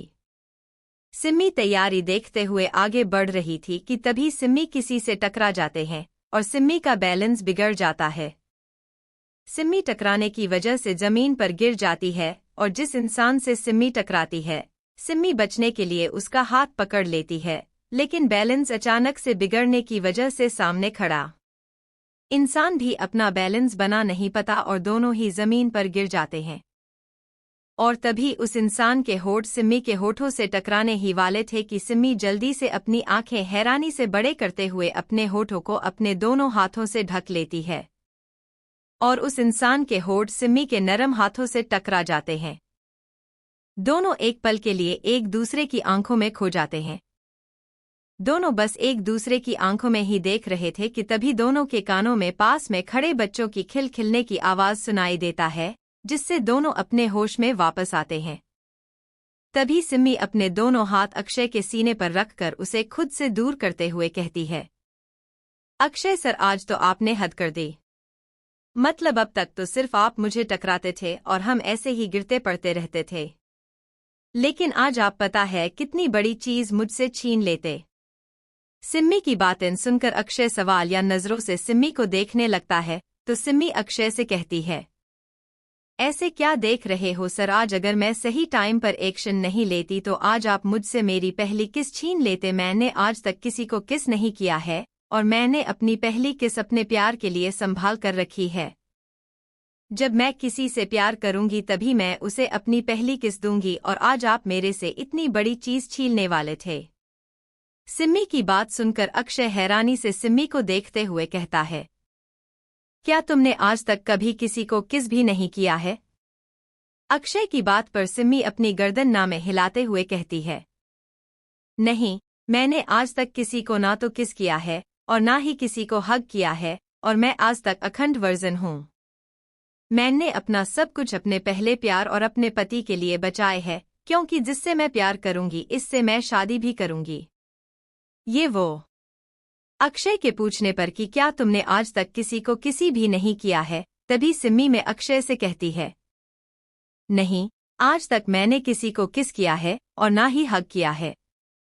मैं अपनी पहली किस और अपना पहला हग भी उसी दूंगी जिससे मैं प्यार करूंगी और जिसे मैं प्यार करूंगी मैं उसी से शादी करूंगी। मैं अभी तक अखंड प्योर वर्जन। सिम्मी की बातों पर अक्षय अंदर ही अंदर मुस्कराने लगता है।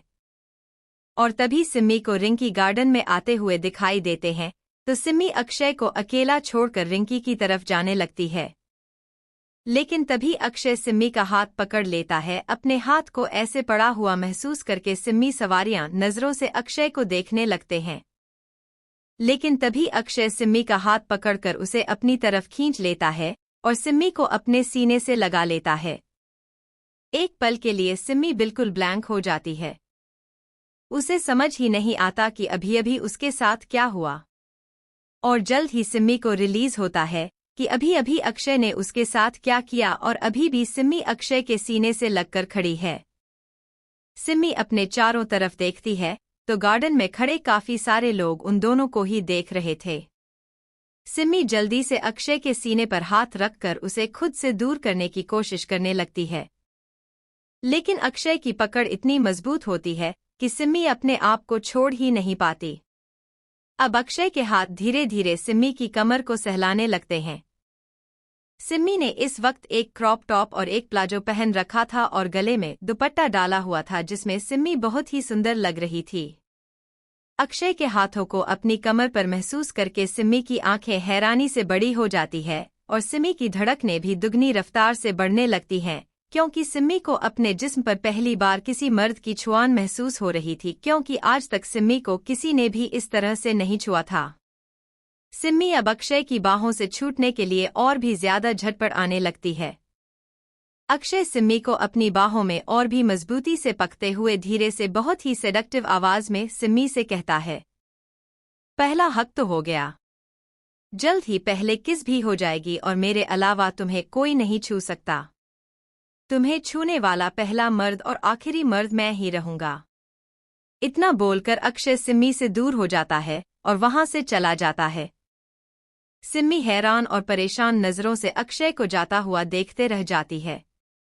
इस वक्त सिम्मी अपने आप को बहुत ही ज्यादा ठगा हुआ महसूस कर रही थी और तभी सिम्मी को अपने कंधे पर किसी का हाथ महसूस होता है। सिम्मी पीछे पलटकर देखती है तो उसके पीछे रिंकी खड़ी थी। रिंकी के चेहरे पर भी एक मुस्कान थी, क्योंकि रिंकी ने भी अभी जो कुछ भी हुआ था सब कुछ अपनी आंखों से देख लिया था। रिंकी अक्षय और सिम्मी के बारे में नहीं जानती थी, उसे उन दोनों के बारे में कुछ नहीं पता था, लेकिन अभी जैसे रिंकी ने उन दोनों को साथ में देखा था तो रिंकी को यही लगा था कि अक्षय सिम्मी का बॉयफ्रेंड है। रिंकी सिम्मी को छेड़ते हुए उसके कंधे में अपना कंधा मारकर कहती है, ओहो, तो ये बात है, सरेआम खुल्लम खुल्ला रोमांस चल रहा है। रिंकी की बात पर सिम्मी गुस्से से मुंह फूलते हुए कहती है, कोई रोमांस नहीं चल रहा था। अक्षय कर पागल हो गए हैं, उनका दिमाग चल गया है। मुझे तो लगता है आज सुबह सुबह अक्षय सर ने कोई सस्ता नशा कर लिया था या फिर भांग के पकोड़े खा लिए होंगे, क्योंकि उन्हें अपना होश ही नहीं है। क्या बोल रहे हैं, क्या कर रहे हैं, वह के बहके से लग रहे थे। लेकिन आज उन्होंने जो किया है ना मेरे साथ, इसका बदला तो मैं उनसे लेकर रहूंगी। जानते नहीं है अक्षय सर किससे पंगा ले रहे हैं। मैंने अपनी गली के अच्छे अच्छे रोमियो का उनके सर से इश्क का भूत उतरा है। अक्षय सर मुझे बहुत ही हल्के में ले रहे हैं, इन्हें तो मैं बताती हूँ। इतना बोलकर सिम्मी भी गुस्से में वहां से पैर पटकते हुए चली जाती है। सिम्मी को इतने गुस्से में देखकर रिकी को बहुत हंसी आ रही थी और जैसे ही सिम्मी वहां से चली जाती है, रिंकी जोर जोर से अपना पेट पकड़कर हंसने लगती है। रिंकी ने आज येलो कलर की साड़ी पहन रखी थी, क्योंकि दिव्यंका मित्तल ने रिकी को भी सभी के साथ झील से पानी लाने के लिए कहा था। दिव्यंका मित्तल के अनुसार रिंकी भी उसे घर की होने वाली बहू थी और रिश्ते में राजीव की भाभी लगने वाली थी, इसीलिए रिंकी को भी ये रस्म निभाई पड़ी थी। रिंकी अपना पेट पकड़कर हंस रही थी, लेकिन दूर से कोई रिंकी को ऊपर से नीचे तक अपनी गहरी नजरों से देख रहा था। रिंकी आज येलो कलर की साड़ी में बहुत ही खूबसूरत लग रही थी। रिंकी अभी हंसी रही थी कि तभी रिंकी को अपने पेट पर किसी के ठंडे हाथ महसूस होते हैं। रिंकी हाथों के स्पर्श को पहचानते हुए एकदम से खामोश हो जाती है और तभी रिंकी को अपने कानों में एक मदहोशी से भरी आवाज सुनाई देती है, तुम्हारी ये खूबसूरती किसी दिन मेरी जान ही ले लेगी। अगर तुम इतनी खूबसूरत लगोगे तो मैं खुद पर कंट्रोल कैसे कर पाऊंगा। रिंकी मोंटी के हाथ को अपने पेट से हटाते हुए मोंटी की तरफ पलट जा रही है और थोड़ा गुस्से में मोंटी से कहती है, यह क्या कर रहे हैं आप, यह आपका बेडरूम या अपार्टमेंट नहीं है। यहाँ पर हम किसी की शादी अटेंड करने आए हैं और इस वक्त हम मेहमानों के बीच एक गार्डन में खड़े हैं। अपनी हरकतों को थोड़ा कंट्रोल में रखिए, ये आपका देहरादून नहीं बल्कि झांसी है और यहाँ पर आपका यह सरेआम रोमांस नहीं चलेगा। अपने आप पर कंट्रोल रखिए, वरना यहाँ पर आए मेहमान आपको तो कुछ नहीं कहेंगे, क्योंकि आप तो लड़के हैं और मेरे होने वाले पति तो सभी लोगों की उंगलियां सिर्फ मुझ पर उठेगी, क्योंकि हम इस वक्त झांसी के एक ऐसे गांव में हैं जहां पर औरतों और आदमी अपनी मर्यादा में रहते हैं। आपकी तरह खुलेआम बेशर्म नहीं बनते। रिंकी की बात सुनकर मोंटी को गुस्सा आ जाता है और मोंटी रिंकी की कमर में हाथ डालकर रिकी को खुद के बिल्कुल करीब कर लेता है। दोनों एक दूसरे के इतने करीब थे कि उनके बीच में से हवा भी पर नहीं हो सकती थी। गार्डन में आते जाते लोग अब रिंकी और मोंटी को ही देख रहे थे। रिंकी अपनी नजरें चारों तरफ घूम कर देखती है तो रिंकी को बहुत ज्यादा शर्म आने लगती है और मोंटी पर गुस्सा आने लगता है। रिंकी मोंटी के सीने पर हाथ रखकर मोंटी को खुद से दूर करने की कोशिश करने लगती है, लेकिन रिंकी इन सब के बीचों में यह नहीं देख पाती कि मोंटी इस वक्त कितने ज्यादा गुस्से में है। रिंकी अभी मोंटी को खुद से दूर कर ही रही थी कि तभी मोंटी की सर्द आवाज रिंकी के कानों में सुनाई देती है। क्या कहा तुमने कि मैं बेशर्म हूं? मैं बेशर्मी करता हूं? लेकिन क्या तुम अपने बारे में भूल गई तुम कि सिर्फ एक शर्त को जीतने के लिए तुम मुझे सेड्यूस करने के लिए होटल तक पहुंच गई थी। तो बताओ, बेशर्म में था या तुम भूल गई? तुम मेरे करीब आना चाहती थी। उसे रात अगर मैं तुम्हें खुद से दूर नहीं करता तो तुम मेरे बिस्तर पर होती, और मान लो शर्त वाले दिन अगर तुम्हारे सामने आने वाला सबसे पहला इंसान मैं नहीं होता, कोई और होता, मान लो कोई शादीशुदा आदमी होता है या फिर कोई बूढ़ा अंकल होता, तब तुम क्या करती? उसे जाकर रिड्यूस करती, क्योंकि जब तुम मुझे सेड्यूस कर सकती हो तो उसे भी तो सेड्यूस करने के लिए उसके होटल या फिर उसके बेडरूम तक जा सकती थी। किसी और पर एग्जाम लगाने से पहले खुद के अंदर झांक लेना चाहिए। मोंटी की बोली गई सभी बातें रिकी को अंदर तक तोड़कर रख देती है और आज रिंकी को अपने ऊपर शर्मिंदगी महसूस होने लगती है। रिंकी मोंटी से अपनी नजरें नहीं मिल पा रही थी और रिंकी किसी मुजरिम की तरह सर झुकाकर मोंटी के सामने खड़ी हो जाती है। रिंकी बहुत ही मुश्किल से अपने आंसुओं को कंट्रोल करने की कोशिश करने लगती है और तभी मोंटी आगे कहता है, अगर खुद का चरित्र साफ ना हो तो दूसरों के चरित्र पर कीचड़ नहीं उछलने चाहिए, समझी? और इतना बोलकर मोंटी झटके से रिकी को खुद से ऐसे दूर करता है जैसे रिंकी कोई गंदगी हो और रिंकी लड़खड़ाते हुए जमीन पर गिर जाते हैं और मोंटी गुस्से से वहां से चला जाता है। अब रिकी को खुद पर ही शर्मिंदगी महसूस होने लगती है। सभी लोग इस वक्त जमीन पर गिरी रिकी को ही देख रहे थे। रिंकी खुद को सबके सामने बहुत ही ज्यादा इंसल्टेड फील करने लगती है। इसीलिए रिंकी जल्दी से जमीन से उठकर अपने कमरे की तरफ जाने लगती है। रिंकी अपने कमरे की तरफ जाते हुए अपने आंसुओं को अपने हाथों से बड़ी ही बेदर्दी से साफ करते हुए जा रही थी कि तभी रिंकी किसी से टकरा जाती है। रिंकी गिरने वाले होते हैं कि तभी कोई रिंकी को उसकी कमर से थाम लेता है। गिरने के डर से रिंकी ने अपनी आंखें बंद कर ली थी और जब रिंकी को महसूस होता है कि वो गिरी नहीं है तो रिंकी धीरे से अपनी आंखें खोलता है। रोने की वजह से रिंकी की आंखें लाल हो गई थी और रिंकी के गाल और नाक भी इस वक्त लाल थे, लेकिन यह लाल रंग भी रिंकी की खूबसूरती को और बढ़ा रहा था। और तभी रिंकी की आंखों में देखते हुए जिस लड़के ने रिंकी को थामा था रिंकी से कहता है, इतनी खूबसूरत आंखों में आंसू, माशा अल्लाह, आंखों की खूबसूरती को 4 गुना सदा बढ़ा रहे हैं। लेकिन फिर भी मैं यही कहूंगा कि अगर इन खूबसूरत आंखों में आंसू ना होते तो यह खूबसूरत आंखें किसी इंसान के जिगर को छलनी करने के लिए खंजर का काम करती। लेकिन रिंकी अपने दर्द में इतना डूब गई थी कि सामने खड़े इंसान की बातों पर रिंकी का ध्यान ही नहीं जाता और रिंकी जल्दी से उसे इंसान से अलग होते हुए हवेली के अंदर जाने लगती है। वो इंसान जिसने रिंकी को गिरने से बचाया था रिंकी को जाते हुए देखता रहता है। वह इंसान अपने दिल पर हाथ फेरते हुए कहता है, न जाने कितनी खूबसूरत जिस्म को चखा है आज तक, लेकिन इतना मखमली जिस्म आज तक मेरी बाहों की पनाह में नहीं आया।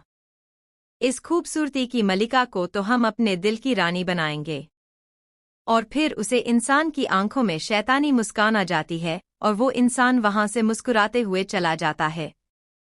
दूसरी तरफ अर्जुन का कमरा। अर्जुन अपने लैपटॉप पर कुछ काम कर रहा था कि तभी कोई दरवाज़ा खटखटाता है। अर्जुन अपने लैपटॉप को साइड में रख कर दरवाज़ा खोलना चला जाता है तो दरवाजे पर एक सर्वेंट खड़ा था।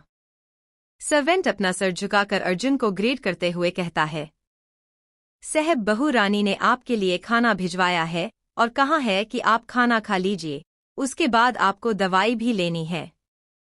बहू रानी नीचे हल्दी के फंक्शन में बिजी है। बहू रानी राजीव भैया को हल्दी लग रही हैं। सर्वेंट के पास सुनकर अर्जुन के चेहरे पर जलन वाले भाव आ जाते हैं।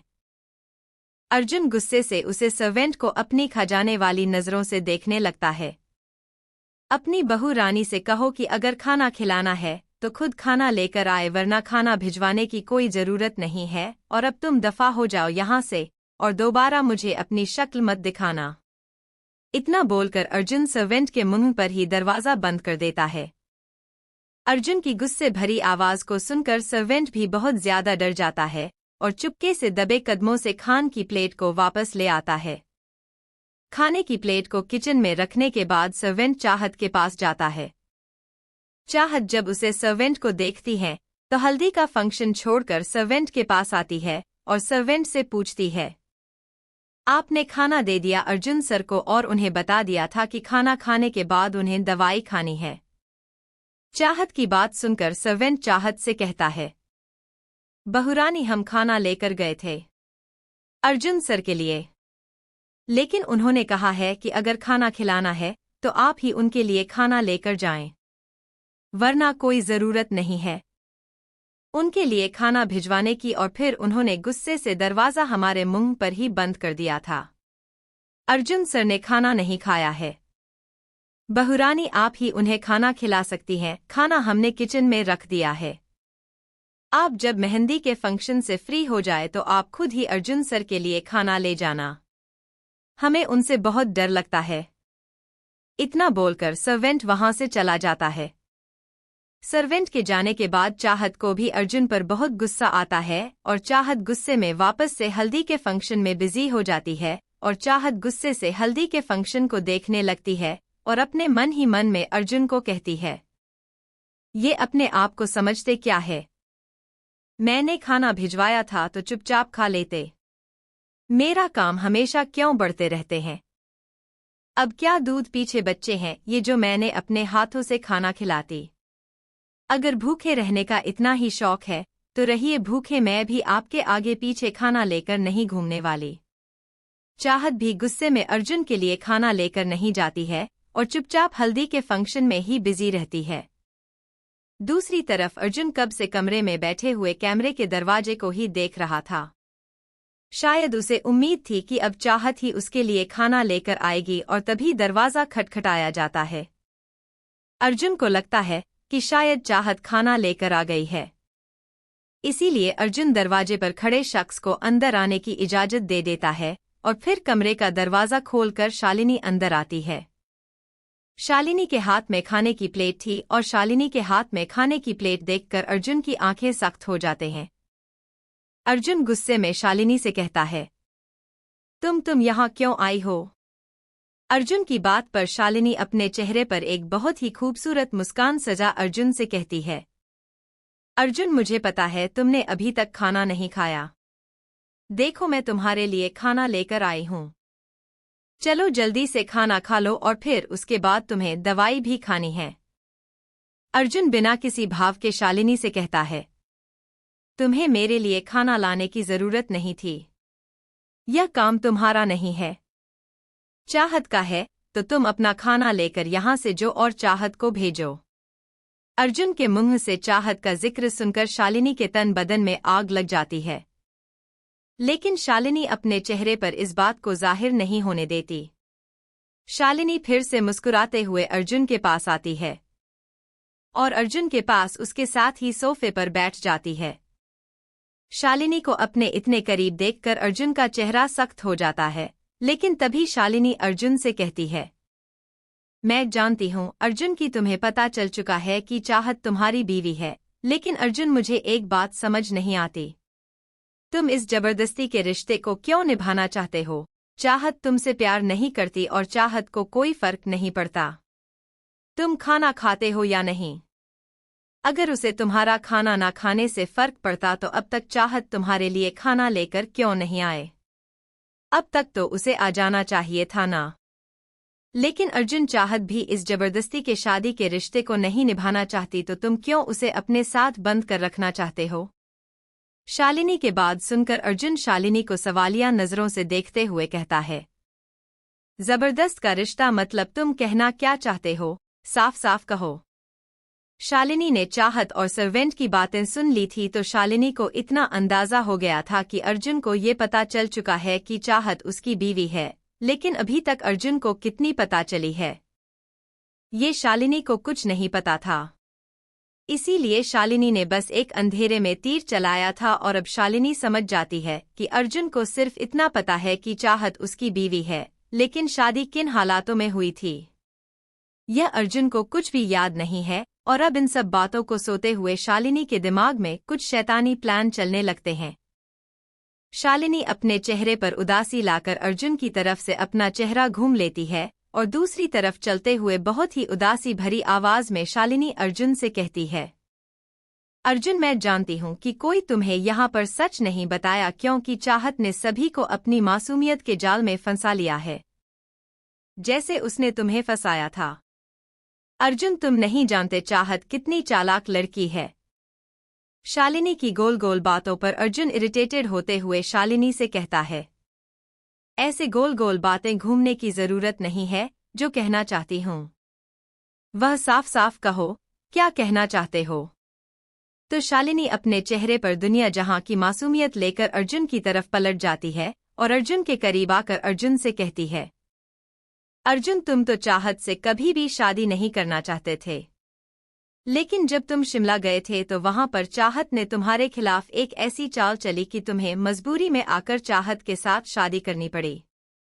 उसे रात चाहत ने जानबूझकर नशा कर लिया था और तुम्हें भी नशा दे दिया था। इस वजह से चाहत और तुम उसे रात बहुत करीब आ गए थे, और तुम्हारी करीब को देखकर गांव वालों ने जबरदस्त अगले दिन तुम्हारी शादी कर दी थी। शालिनी की बात सुनकर अर्जुन को बहुत ही बड़ा झटका लगता है। अर्जुन शालिनी से कहता है, हम दोनों को एक दूसरे के करीब देखकर हमारी शादी कर दी थी, लेकिन इतना भी क्या करीब आ गए थे? हम दोनों की गांव वालों को हमारी शादी करनी पड़ी थी। और अगर एक लड़का और लड़की एक दूसरे के करीब आ जाते हैं, तो ऐसा जरूरी तो नहीं कि उन लोगों को शादी करनी पड़े, और मैं कोई इतना कमजोर इंसान नहीं हूं कि कोई मेरे साथ जबरदस्ती करेगा और मैं चुपचाप सब कुछ बर्दाश्त करता रहूंगा। अर्जुन की बात सुनकर शालिनी भी सच में पड़ जाती है। शालिनी सोते हुए अपने मन में रहती है, ये बात तो मैंने सोचा ही नहीं। अर्जुन इतना पावरफुल है कि कोई भी उसके साथ जबरदस्ती नहीं कर सकता। कोई भी अगर अर्जुन से जबरदस्ती करेगा तो अर्जुन उसे बिल्कुल नहीं छोड़ेगा, और अर्जुन हमेशा अपनी माँ की करता है। उसके साथ कोई कैसे जबरदस्ती कर सकता है? लेकिन फिर कुछ सोचते हुए शालिनी अर्जुन से कहती है, मुझे जितना पता है मैं उतना तुम्हें बता दिया है। मैं बस इतना जानती हूँ कि चाहत ने एक बहुत ही अच्छी चल चली थी तुमसे शादी करने की, और चाहत अपनी चाल में कामयाब भी हो गई है, और आज चाहत तुम्हारी पत्नी है। अगर तुम्हें मेरी बातें झूठी लग रही है तो तुम चाहत से पूछ लेना, उससे पूछना कि क्या तुम्हारी और उसकी शादी तुम दोनों की मर्जी से हुई थी? क्या तुम दोनों मर्जी से इस शादी के पवित्र रिश्ते में बंधे थे? इस बारे में सभी जानते हैं। अगर तुम चाहत से नहीं पूछना चाहते तो तुम विक्रांत से पूछ सकते हो। विक्रांत तो तुम्हारा दोस्त है ना, और उसे रात विक्रांत भी तुम्हारे साथ था। विक्रांत खुद तुम्हें सच्चाई बता देगा कि क्या यह शादी तुम्हारी मर्जी से हुई थी या नहीं। शालिनी की सारी बात सुनने के बाद अर्जुन गहरी सोच में चला जाता है, और अर्जुन को उसकी सोच में गम छोड़कर शालिनी अपने चेहरे पर एक शामिल मुस्कान लिए वहां से चली जाती है। अब तक आप लोगों ने पढ़ा। शालिनी ने चाहत और सर्वेंट की बातें सुन ली थी, तो शालिनी को इतना अंदाजा हो गया था कि अर्जुन को ये पता चल चुका है कि चाहत उसकी बीवी है, लेकिन अभी तक अर्जुन को कितनी पता चली है, ये शालिनी को कुछ नहीं पता था। इसीलिए शालिनी ने बस एक अंधेरे में तीर चलाया था, और अब शालिनी समझ जाती है कि अर्जुन को सिर्फ इतना पता है कि चाहत उसकी बीवी है, लेकिन शादी किन हालातों में हुई थी यह अर्जुन को कुछ भी याद नहीं है। और अब इन सब बातों को सोते हुए शालिनी के दिमाग में कुछ शैतानी प्लान चलने लगते हैं।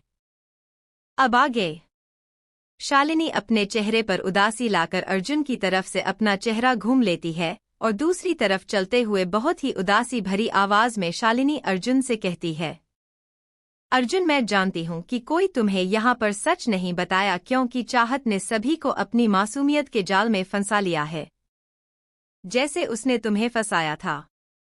अर्जुन, तुम नहीं जानते चाहत कितनी चालाक लड़की है। शालिनी की गोल गोल बातों पर अर्जुन इरिटेटेड होते हुए शालिनी से कहता है, ऐसे गोल गोल बातें घूमने की जरूरत नहीं है, जो कहना चाहती हूँ वह साफ साफ कहो, क्या कहना चाहते हो। तो शालिनी अपने चेहरे पर दुनिया जहां की मासूमियत लेकर अर्जुन की तरफ पलट जाती है और अर्जुन के करीब आकर अर्जुन से कहती है, अर्जुन, तुम तो चाहत से कभी भी शादी नहीं करना चाहते थे, लेकिन जब तुम शिमला गए थे तो वहां पर चाहत ने तुम्हारे खिलाफ एक ऐसी चाल चली कि तुम्हें मजबूरी में आकर चाहत के साथ शादी करनी पड़ी। उसे रात चाहत ने जानबूझकर नशा कर लिया था और तुम्हें भी नशा दे दिया था। इस वजह से चाहत और तुम उसे रात बहुत करीब आ गए थे और तुम्हारी करीब को देखकर गांव वालों ने जबरदस्त अगले दिन तुम्हारी शादी कर दी थी। शालिनी की बात सुनकर अर्जुन को बहुत ही बड़ा झटका लगता है। अर्जुन शालिनी से कहता है, हम दोनों को एक दूसरे के करीब देखकर हमारी शादी कर दी थी, लेकिन इतना भी क्या करीब आ गए थे। हम दोनों की गांव वालों को हमारी शादी करनी पड़ी थी। और अगर एक लड़का और लड़की एक दूसरे के करीब आ जाते हैं तो ऐसा जरूरी तो नहीं कि उन लोगों को शादी करनी पड़े, और मैं कोई इतना कमजोर इंसान नहीं हूं कि कोई मेरे साथ जबरदस्ती करेगा और मैं चुपचाप सब कुछ बर्दाश्त करता रहूंगा। अर्जुन की बात सुनकर शालिनी भी सच में पड़ जाती है। शालिनी सोते हुए अपने मन में रहती है, ये बात तो मैंने सोचा ही नहीं। अर्जुन इतना पावरफुल है कि कोई भी उसके साथ जबरदस्ती नहीं कर सकता। कोई भी अगर अर्जुन से जबरदस्ती करेगा तो अर्जुन उसे बिल्कुल नहीं छोड़ेगा, और अर्जुन हमेशा अपनी मां की करता है। उसके साथ कोई कैसे जबरदस्ती कर सकता है। लेकिन फिर कुछ सोचते हुए शालिनी अर्जुन से कहती है, मुझे जितना पता है मैं उतना तुम्हें बता दिया है। मैं बस इतना जानती हूं कि चाहत ने एक बहुत ही अच्छी चल चली थी तुमसे शादी करने की, और चाहत अपनी चाल में कामयाब भी हो गई है, और आज चाहत तुम्हारी पत्नी है। अगर तुम्हें मेरी बातें झूठी लग रही है तो तुम चाहत से पूछ लेना, उससे पूछना कि क्या तुम्हारी और उसकी शादी तुम दोनों की मर्जी से हुई थी। क्या तुम दोनों मर्जी से इस शादी के पवित्र रिश्ते में बंधे थे? इस बारे में सभी जानते हैं। अगर तुम चाहत से नहीं पूछना चाहते तो तुम विक्रांत से पूछ सकते हो। विक्रांत तो तुम्हारा दोस्त है ना, और उसे रात विक्रांत भी तुम्हारे साथ था। विक्रांत खुद तुम्हें सच्चाई बता देगा कि क्या यह शादी तुम्हारी मर्जी से हुई थी या नहीं। शालिनी की सारी बात सुनने के बाद अर्जुन गहरी सोच में चला जाता है, और अर्जुन को उसकी सोच में गम छोड़कर शालिनी अपने चेहरे पर एक शामिल मुस्कान लिए वहां से चली जाती है। शालिनी अपने चेहरे पर उदासी लाकर अर्जुन की तरफ से अपना चेहरा घूम लेती है और दूसरी तरफ चलते हुए बहुत ही उदासी भरी आवाज में शालिनी अर्जुन से कहती है, अर्जुन, मैं जानती हूँ कि कोई तुम्हें यहाँ पर सच नहीं बताया क्योंकि चाहत ने सभी को अपनी मासूमियत के जाल में फंसा लिया है, जैसे उसने तुम्हें फंसाया था। अर्जुन, तुम नहीं जानते चाहत कितनी चालाक लड़की है। शालिनी की गोल गोल बातों पर अर्जुन इरिटेटेड होते हुए शालिनी से कहता है, ऐसे गोल गोल बातें घूमने की जरूरत नहीं है, जो कहना चाहती हूँ वह साफ साफ कहो, क्या कहना चाहते हो।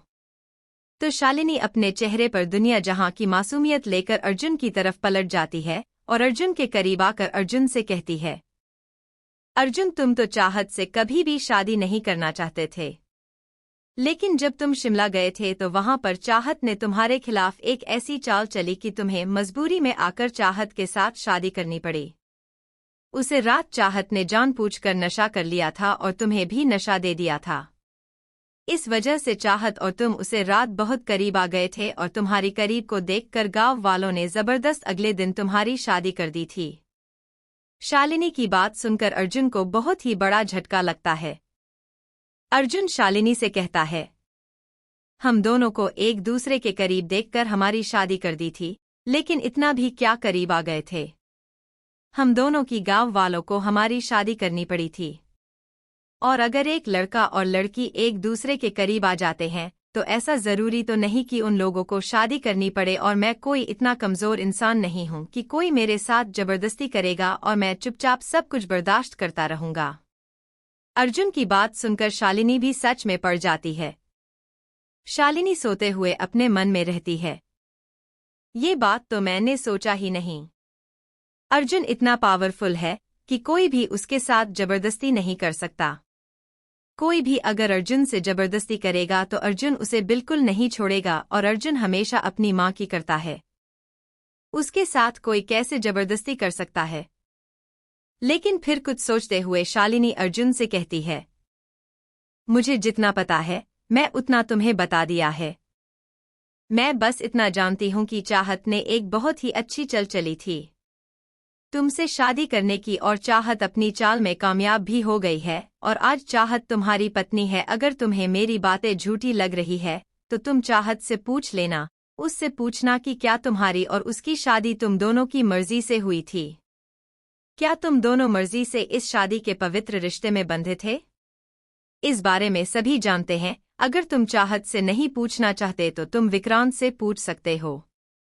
विक्रांत तो तुम्हारा दोस्त है ना, और उसे रात विक्रांत भी तुम्हारे साथ था।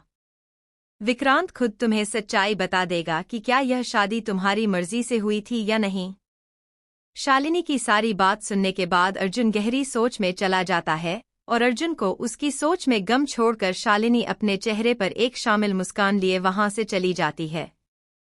जैसे ही शालिनी कमरे से निकलती है तो शालिनी को सामने से चाहत अपने हाथ में खाने की प्लेट लेकर आई हुई नजर आती है।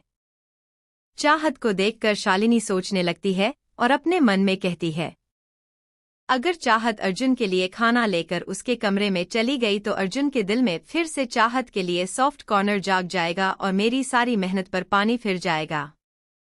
मुझे चाहत को रोकना होगा। चाहत जैसे ही कमरे की तरफ मुड़ती है तो शालिनी चाहत के सामने जाकर खड़ी हो जाती है और जबरदस्ती अपने चेहरे पर मुस्कान लाकर चाहत से कहती है, चाहत अर्जुन के लिए खाना लेकर जा रही हो, लेकिन अर्जुन तो खाना खा चुका है। मैं अभी थोड़ी देर पहले ही अर्जुन के लिए खाना लेकर गई थी और तब अर्जुन ने खाना खा लिया था और उसके बाद दवाई भी खा ली थी। वह जब तुमने पहले अर्जुन के लिए सर्वेंट के हाथों से खाना भिजवाया था तब मैं यहीं से जा रही थी। तब मैंने देख लिया था कि अर्जुन ने सर्वेंट से खाना नहीं लिया था और सर्वेंट को वापस भिजवा दिया था। तुम तो जानती हो ना कि अर्जुन को इस वक्त सही डाइट और उसे टाइम पर दवाई लेने की जरूरत है। इसीलिए मैंने अर्जुन को समझकर खाना खिला दिया था और उसके बाद दवाई भी खिला देती थी। और फिर शालिनी चाहत के कंधे पर हाथ रखकर चाहत को जबरदस्ती का भरोसा दिलाते हुए कहती है, तुम्हें अकेले अर्जुन की जिम्मेदारी लेने की जरूरत नहीं है चाहत, हम सब है ना अर्जुन का ख्याल रखने के लिए, हम सब मिलकर अर्जुन का ख्याल रखेंगे। तुम ज्यादा परेशान मत हुआ करो। शालिनी की बातें चाहत को बनावटी लग रही थी। चाहत अजीब नजरों से शालिनी के चेहरे को ही देख रही थी। लेकिन फिर चाहत कुछ सोचते हुए अपनी गर्दन हाँ में हिला देती है और खाने की थाली को वापस लेकर चले जाते हैं। चाहत के वापस जाने के बाद शालिनी के चेहरे पर एक तिरछी मुस्कान आ जाती है।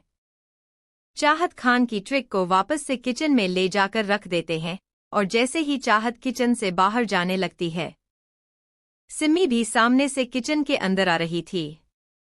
चाहत को देखकर पास आ जाती है और चाहत से कहती है, चाहत कहाँ हो तुम? मैं तुम्हें कल रात से ही ढूंढ रही हूँ, लेकिन तुम्हारा कुछ पता ही नहीं चल रहा। सुबह वो पानी वाली रस्म में मैंने तुम्हें देखा था, लेकिन रस्म की वजह से मैं तुमसे बात नहीं कर पाई थी। मुझे ये बताओ तुम रात भर कहाँ थी? सिम्मी की बात पर चाहत सिम्मी का हाथ पकड़ती है और उसे अपने साथ बाहर ले जाने लगती है। सिम्मी भी चाहत के साथ चले जाते हैं। चाहत सिम्मी को सिम्मी के कमरे में लाते हुए उसे बिस्तर पर बैठा देती है और फिर खुद भी उसके सामने बैठ जाती है। चाहते गहरी सांस लेकर उदास चेहरा बनाते हुए सिम्मी से कहती है, यार अर्जुन सर को पता नहीं कहाँ से हमारे मैरिज सर्टिफिकेट मिल गए। उन्हें सब कुछ पता चल गया है कि हम दोनों की शादी हो चुकी है। मुझे कुछ समझ नहीं आ रहा यार, मैं क्या करूं? ना ही मुझे यह समझ आ रहा है। अर्जुन सर क्या चाहते हैं? कल रात मैं जब अर्जुन सर के कमरे में गई थी तब अर्जुन सर ने मुझे अपने कमरे में ही रुकने के लिए कहा था और तुझे पता है कल रात उन्होंने मुझे सोफे पर सुलाया था। खैर इस बात की तो मुझे खुशी है कि अभी सर मुझे खुद ही दूरी बना रहे हैं, लेकिन ये दूरी मुझे कुछ गलत होने की आशंका दे रही है। चाहत की बात सुनकर सिम्मी भी सोच में पड़ जाती है, लेकिन फिर कुछ सोचते हुए सिम्मी चाहत से कहती है, यार मुझे लगता है तू बेवजह परेशान हो रही है क्योंकि अर्जुन सर ने सर्टिफिकेट देखे हैं। लेकिन अर्जुन सर को कुछ याद नहीं आया है और अर्जुन सर के लिए तू कुछ टाइम पहले तो उनकी सेक्रेटरी थी, लेकिन अब उनकी बीवी बन गई है तो उनको भी तो थोड़ा टाइम लगेगा ना तुझे अपने के लिए। सिम्मी की बात पर चाहत भी इस बात को सोचने लगती है और चाहत को भी ये बात कहीं ना कहीं सही लगती है। चाहत सिम्मी की बात को समझते हुए अपनी गर्दन हाँ में हिला देती है और तभी रिंकी दरवाज़ा खोलकर अंदर आती है। रिंकी की आंखों में आंसू थे और रिंकी अपने हाथों से आंसुओं को साफ करते हुए अंदर आती है। रिंकी को रोता हुआ देखकर चाहत और सिमी भी परेशान हो जाते हैं और चाहत जल्दी से रिंकी के पास जाकर रिंकी से पूछता है, क्या हुआ रिंकी, तुम रो क्यों रही हो? किसी ने तुमसे कुछ कहा है क्या? हमें बताओ, क्या हुआ, क्या बात है, क्यों रो रही हो तुम? चाहत की बात सुनकर रिंकी चाहत के गले लग जाती है और जोर जोर से रोने लगती है। चाहत रिंकी को संभालकर बिस्तर के पास लाती है और उसे बैठना देती है। चाहत करेंगे को पानी देकर उसे शांत करते हुए कहती है, पहले पानी पियो और खुद को शांत करो और फिर हमें आराम से बताओ हुआ क्या है, क्यों रो रही हो तुम? रिंकी चाहत के हाथ से पानी पिए लेती है और फिर गहरी सांस लेकर खुद को शांत करते हुए चाहत के कंधे पर सर रखकर उदास भरी आवाज में कहती है, एक बार मेरी दोस्त ने मुझसे शर्त लगाई थी जिसे मैं हार गई थी और फिर मेरी दोस्त ने मुझे कहा था कि जो भी सबसे पहले अंदर आएगा मैं उसे सेड्यूस करूंगी। मैं इसे मना कर दिया था, लेकिन फिर उन्होंने जब ज्यादा फोर्स किया तो मैं मान गई थी। लेकिन हमारी प्लानिंग थी कि जैसे ही अगर बात बिगड़ी तो हम सब मिलकर वहां से निकल आएंगे। मेरी दोस्त भी उसे वक्त मेरे साथ ही थी। मेरी सारी फ्रेंड्स चुप कर मुझे प्रोटेक्ट कर रही थी। रिंकी की बात सुनकर सिम्मी और चाहत दोनों की ही आंखें हैरानी से बड़ी हो जाती है। सिम्मी में एकदम से रिंकी से कहती है, और तुमने किसी सेड्यूस किया था? कौन था जिसे तुमने सेड्यूस किया था? क्या उसने तुम्हारे साथ कुछ गलत किया था? रिंकी चाहत के कंधे से अपना सर हटाते हुए अपने नाक को रगड़कर बहुत ही मासूमियत से कहती है, वह कोई और नहीं बल्कि मोंटी थे और उन्होंने उसे रात मेरे साथ कुछ भी गलत नहीं किया था। तो फिर आप क्या प्रॉब्लम है, तुम रो क्यों रही हो? चाहत रिंकी से पूछती है। रिंकी मोंटी की बातों को याद करने लगती है और फिर से रिंकी की आंखों में आंसू आ जाते हैं और रिंकी रोते हुए चाहत से कहती है, आज उन्होंने मुझसे कहा कि मैं कैरेक्टरलेस लड़की हूं जो लोगों को सेड्यूस करती हूं। मैं कैरेक्टरलेस लड़की नहीं हूं। भाभी मेरी परवरिश भी बहुत अच्छी है। मैं मानती हूं कि मेरी मां नहीं थी, लेकिन मेरे पापा ने मेरी परवरिश बहुत अच्छी करी है। मैं इस तरह से किसी को भी खुद को छूने नहीं देती और नहीं ऐसा कोई घटिया काम करती जिससे मेरे पापा की इज्जत मिट्टी में मिल जाए। लेकिन भाभी मोंटी को लगता है कि मैं बहुत ही घटिया लड़की हूं और मैं। इतना बोलकर रिंकी फूट फूट कर रोने लगती है। रिंकी को रोता हुआ देखकर चाहत जल्दी से रिंकी को अपनी सीने से लगा लेती है और रिंकी को शांत करते हुए उसके बालों में हाथ फिराने लगती है।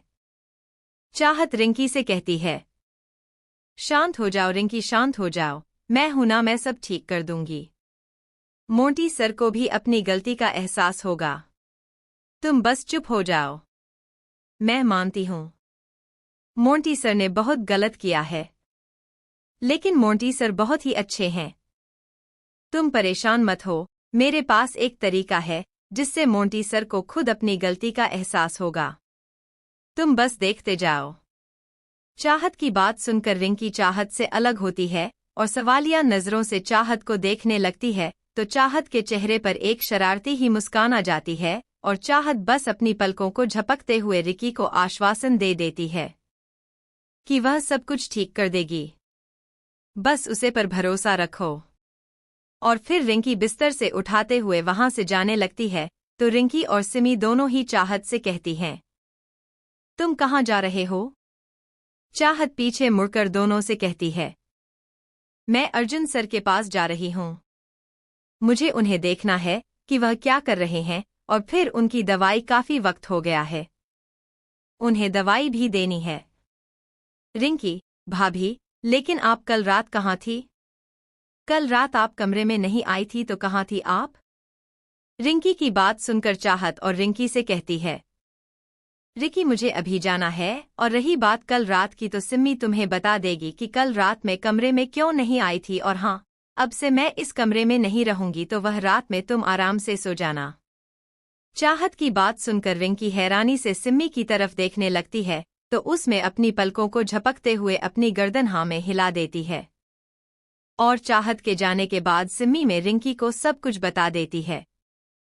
चाहत अर्जुन के कमरे की तरफ जा रही थी लेकिन इस बात से अनजान कि अर्जुन के दिमाग में शालिनी क्या फितूर भर कर गई है। उसके लिए तो सब कुछ नॉर्मल था, इसीलिए चाहत नॉर्मली अर्जुन के कमरे में जा रहे थे लेकिन दूर शालिनी चाहत को अर्जुन के कमरे में जाता हुआ देखकर मुस्कुरा रही थी। उसके चेहरे पर एक शैतानी मुस्कान थी। चाहत को कमरे में जाता हुआ देखकर शालिनी शैतानी मुस्कान को अपने चेहरे पर बरकरार रखते हुए अपने आप से ही कहती है, बहुत खुश हो यह सोचकर कि सब कुछ ठीक है। सब कुछ पहले की तरह नॉर्मल है, लेकिन इस बार कुछ भी नॉर्मल नहीं रहेगा। अर्जुन को तो मैं अपने जाल में फंसा कर रहूंगी। अर्जुन के बाप से शादी मैंने सिर्फ अर्जुन के करीब रहने के लिए की थी क्योंकि मैं अर्जुन को पाना चाहती थी, लेकिन अर्जुन ने मुझे नजर उठाकर भी नहीं देखा था। इसीलिए तो मैंने उसके बाप से शादी करी थी ताकि उसके हमेशा करीब रह सकूं और एक अर्जुन को अपने प्यार के जाल में फंसा सकूं, लेकिन तुमने बीच में आकर सब कुछ बर्बाद कर दिया। मैं भी तुम्हें तुम्हारी शादीशुदा जिंदगी में खुश नहीं रहने दूंगी और देखो ना, भगवान भी मेरे साथ है। तभी तो भगवान ने अर्जुन की याददाश्त ही मिटा दी। वो याददाश्त मिटा दी जिसमें तुम उसके दिमाग में बसी हुई थी और अब देखो तुम उसके दिमाग में कहीं से कहीं तक नहीं हो और अब तुम्हें अर्जुन की जिंदगी से निकलना मेरे लिए बहुत आसान हो जाएगा। चाहत अर्जुन के कमरे की तरफ जा ही रही थी कि तभी ही रास्ते में चाहत को दिव्यंका मित्तल मिल जा रहे हैं। दिव्यंका मित्तल चाहत को रोकते हुए चाहत से कहती हैं, कहाँ जा रही हो अर्जुन के कमरे में? चाहत भी बस अपनी गर्दन हाँ में हिला देती है। चाहत का जवाब देखकर दिव्यंका मित्तल को गुस्सा आ जाता है और दिव्यंका मित्तल गुस्से में चाहत से कहती हैं, जब अर्जुन को याद ही नहीं है कि तुम कौन हो तो तुम क्यों बार बार उसके कमरे में जा रही हो और क्यों बार बार उसके सामने आती हो? क्या तुम्हें नहीं पता? तुम्हारा बार बार उसके सामने जाना अर्जुन के दिमाग में सवाल पैदा कर सकता है और वो जब तुमसे सवाल करेगा कि तुम क्यों उसका इतना ध्यान रख रही हो तो फिर क्या जवाब दोगी? क्या लगती हो तुम उसकी?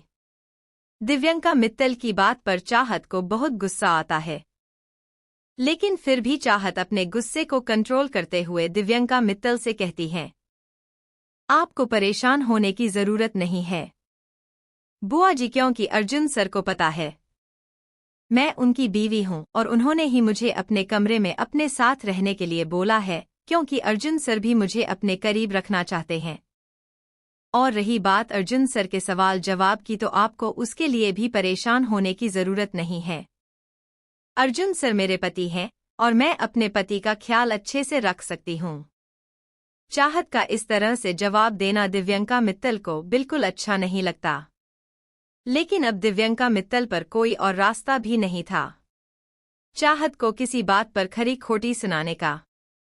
इसीलिए दिव्यंका मित्तल अपने गुस्से को काबू में करते हुए चाहत से कहती है, अच्छी बात है कि अर्जुन को पता है तुम उसकी बीवी हो और तुम्हें भी इस बात का ख्याल है कि अर्जुन तुम्हारा पति है और तुम्हें उसका ख्याल रखना है।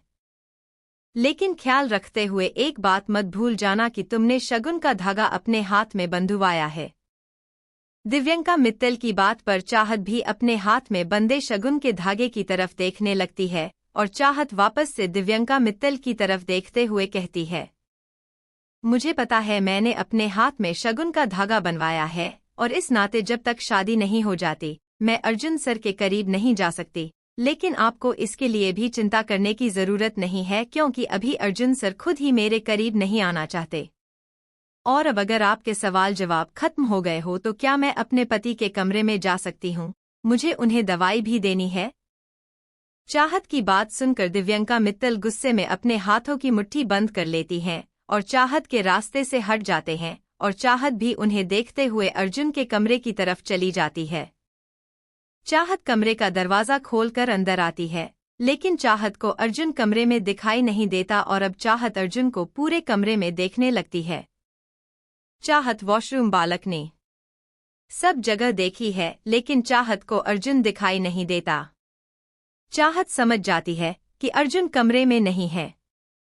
चाहत अर्जुन की दवाई लेकर कमरे से बाहर जाने लगती है, लेकिन तभी उसकी नज़र टेबल पर रख खाने की प्लेट पर जाती है, जिसमें खाना वैसा का वैसा ही रखा हुआ था। प्लेट को देखकर साफ पता चल रहा था यह किसी ने इसमें से एक निवाला भी नहीं खाया है। चाहत अफसोस के साथ अपनी गर्दन ना में हिला देती है और फिर खुद पर गुस्सा करते हुए कहती है, तू भी ना चाहत, कम से कम कमरे में आकर देखना तो चाहिए था कि अर्जुन सर ने खाना खाया है या नहीं। अगर देख लेती तो कम से कम तुझे पता चल जाता कि अर्जुन सर ने खाना नहीं खाया है, और अब अर्जुन सर पता नहीं कहाँ है, कब से भूखे हैं और उन्होंने पक्का दवाई भी नहीं ली होगी। तू ही लापरवाह होती जा रही है। किसी ने कहा और तूने मान लिया कि अर्जुन सर ने खाना खा लिया है। तू तो जानती है ना अर्जुन सर का बिहेवियर। और शालिनी ने भी मुझसे झूठ बोला कि उसने अर्जुन सर को खाना खिला दिया है और दवाई भी खिलाती है, जबकि उनका खाना कमरे में वैसा का वैसा ही रखा हुआ है। इस शालिनी को तो मैं छोड़ूंगी नहीं। चाहत गुस्से में अर्जुन की दवाई को अपने हाथ में लेकर कमरे से बाहर निकल जाती है और अर्जुन को ढूंढने लगती है। चाहत अर्जुन को पूरी हवेली में ढूंढते हैं, लेकिन चाहत को अर्जुन कहीं नहीं मिलता। चाहत मोंटी को कॉल करती है तो 2 ही रिंग में मोंटी कॉल उठा लेता है। चाहत मोंटी से पूछती है, हेलो मोंटी भैया, क्या अर्जुन सर तुम्हारे साथ हैं? मैंने पूरी हवेली में देख लिया है, मुझे अर्जुन सर कहीं नहीं मिल रहे। दूसरी तरफ मोंटी फोन पर बोलता है, हाँ भाभी भैया हमारे साथ है, अक्षत भैया और विक्रांत भैया हम सब भैया के साथ हैं, लेकिन भाभी भैया थोड़ा गुस्से में भी लग रहे हैं। आपको पता है भैया इतनी गुस्से में क्यों है? उनके चेहरे से पता चल रहा है भैया इस वक्त बहुत ही ज्यादा फ्रस्ट्रेट मूड में है। बहुत कुछ है जो उनके अंदर चल रहा है। भैया छोटी छोटी बातों पर बहुत गुस्सा कर रहे हैं। मोंटी की बात सुनकर चाहत को भी बेचैनी होने लगती है। अब चाहत को अर्जुन के लिए चिंता हो रही थी। चाहत मोंटी से कहती है, मोंटी भैया आप कहाँ हैं? इस वक्त मुझे बताइए, मैं वही आता हूँ। मोंटी, भाभी हम सब इस वक्त एक क्लब में है और आप यहाँ मत आना, यह जगह आपके लिए नहीं है। ये जहाँ बहुत ही घटिया जगह है, जहाँ आपका आना सही नहीं होगा। और आप भैया की चिंता मत कीजिए, हम सब हैं यहाँ पर भैया का ख्याल रखने के लिए। आप आराम से हवेली में रहिए, हम कुछ ही देर में भैया को वापस हवेली ले आएंगे। आप परेशान मत होइए। चाहत परेशान होते हुए मोंटी से कहती है, आप बोल रहे हो परेशान ना हूं, लेकिन मैं परेशान कैसे न हूं? मोंटी भैया आज ना तो अर्जुन सर ने खाना खाया है और ना ही अपनी दवाई ली है। चाहत की बात सुनकर मोंटी के चेहरे पर भी परेशानी के भाव आ जाते हैं और मोंटी परेशान होते हुए चाहत से कहता है, लेकिन क्यों भाभी, आज भैया ने खाना क्यों नहीं खाया और क्यों उन्होंने दवाई नहीं ली है, और आज भैया इतने गुस्से में क्यों हैं? आखिर बात क्या है भाभी? चाहत गिल्ट भरी आवाज में रहती है, सब मेरी गलती है भैया, मैं ही आज उनके लिए इतनी लापरवाह हो गई कि ना तो उन्हें समय से खाना खिला पाई और ना ही उन्हें दवाई दे पाई। मैंने दूसरों की बातों पर भरोसा करके अर्जुन सर को अकेला छोड़ दिया। मुझे ऐसा नहीं करना चाहिए था। आज मेरी वजह से ही शायद अर्जुन सर इतने गुस्से में है। मोंटी को कुछ भी समझ नहीं आता तो मोंटी चाहत से सवाल करते हुए कहता है, क्या मतलब भाभी, आप क्या कहना चाहते हैं? मुझे कुछ समझ नहीं आ रहा है। अब जो भी है साफ साफ बताइए। मोंटी के पूछने पर चाहत मोंटी को सब कुछ बताते हुए कहती है। मोंटी भैया, उन्हें पता है कि हमारी शादी हो चुकी है। उनके हाथों हमारे मैरिज सर्टिफिकेट लग गए थे। और आप तो जानते हैं अर्जुन सर का नेचर कैसा है, जब कोई चीज उनकी अपनी होती है तो वह उसे लेकर कितने ज्यादा पजेसिव हो जाते हैं। और कल रात से उनका मुझे लेकर वही पजेसिव वाला नेचर चल रहा है। आज दोपहर में जब मैंने खाना एक सर्वेंट के हाथों से भिजवाया था तो उन्होंने खाना खाने से मना कर दिया था और खाना वापस भिजवा दिया था और सर्वेंट को कहा था कि मैं ही उनके लिए खाना लेकर जाऊं।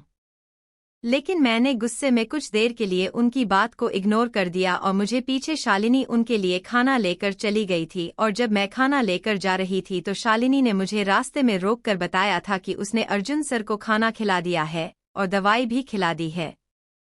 लेकिन जब मैं अर्जुन सर को उनकी दूसरी दवाई देने के लिए आई तब मैंने देखा कि खाना तो टेबल पर वैसा का वैसा ही रखा हुआ है और अब मुझे लग रहा है कि अर्जुन सर नाम मुझसे ही नाराज है और इसीलिए इतना गुस्से में है।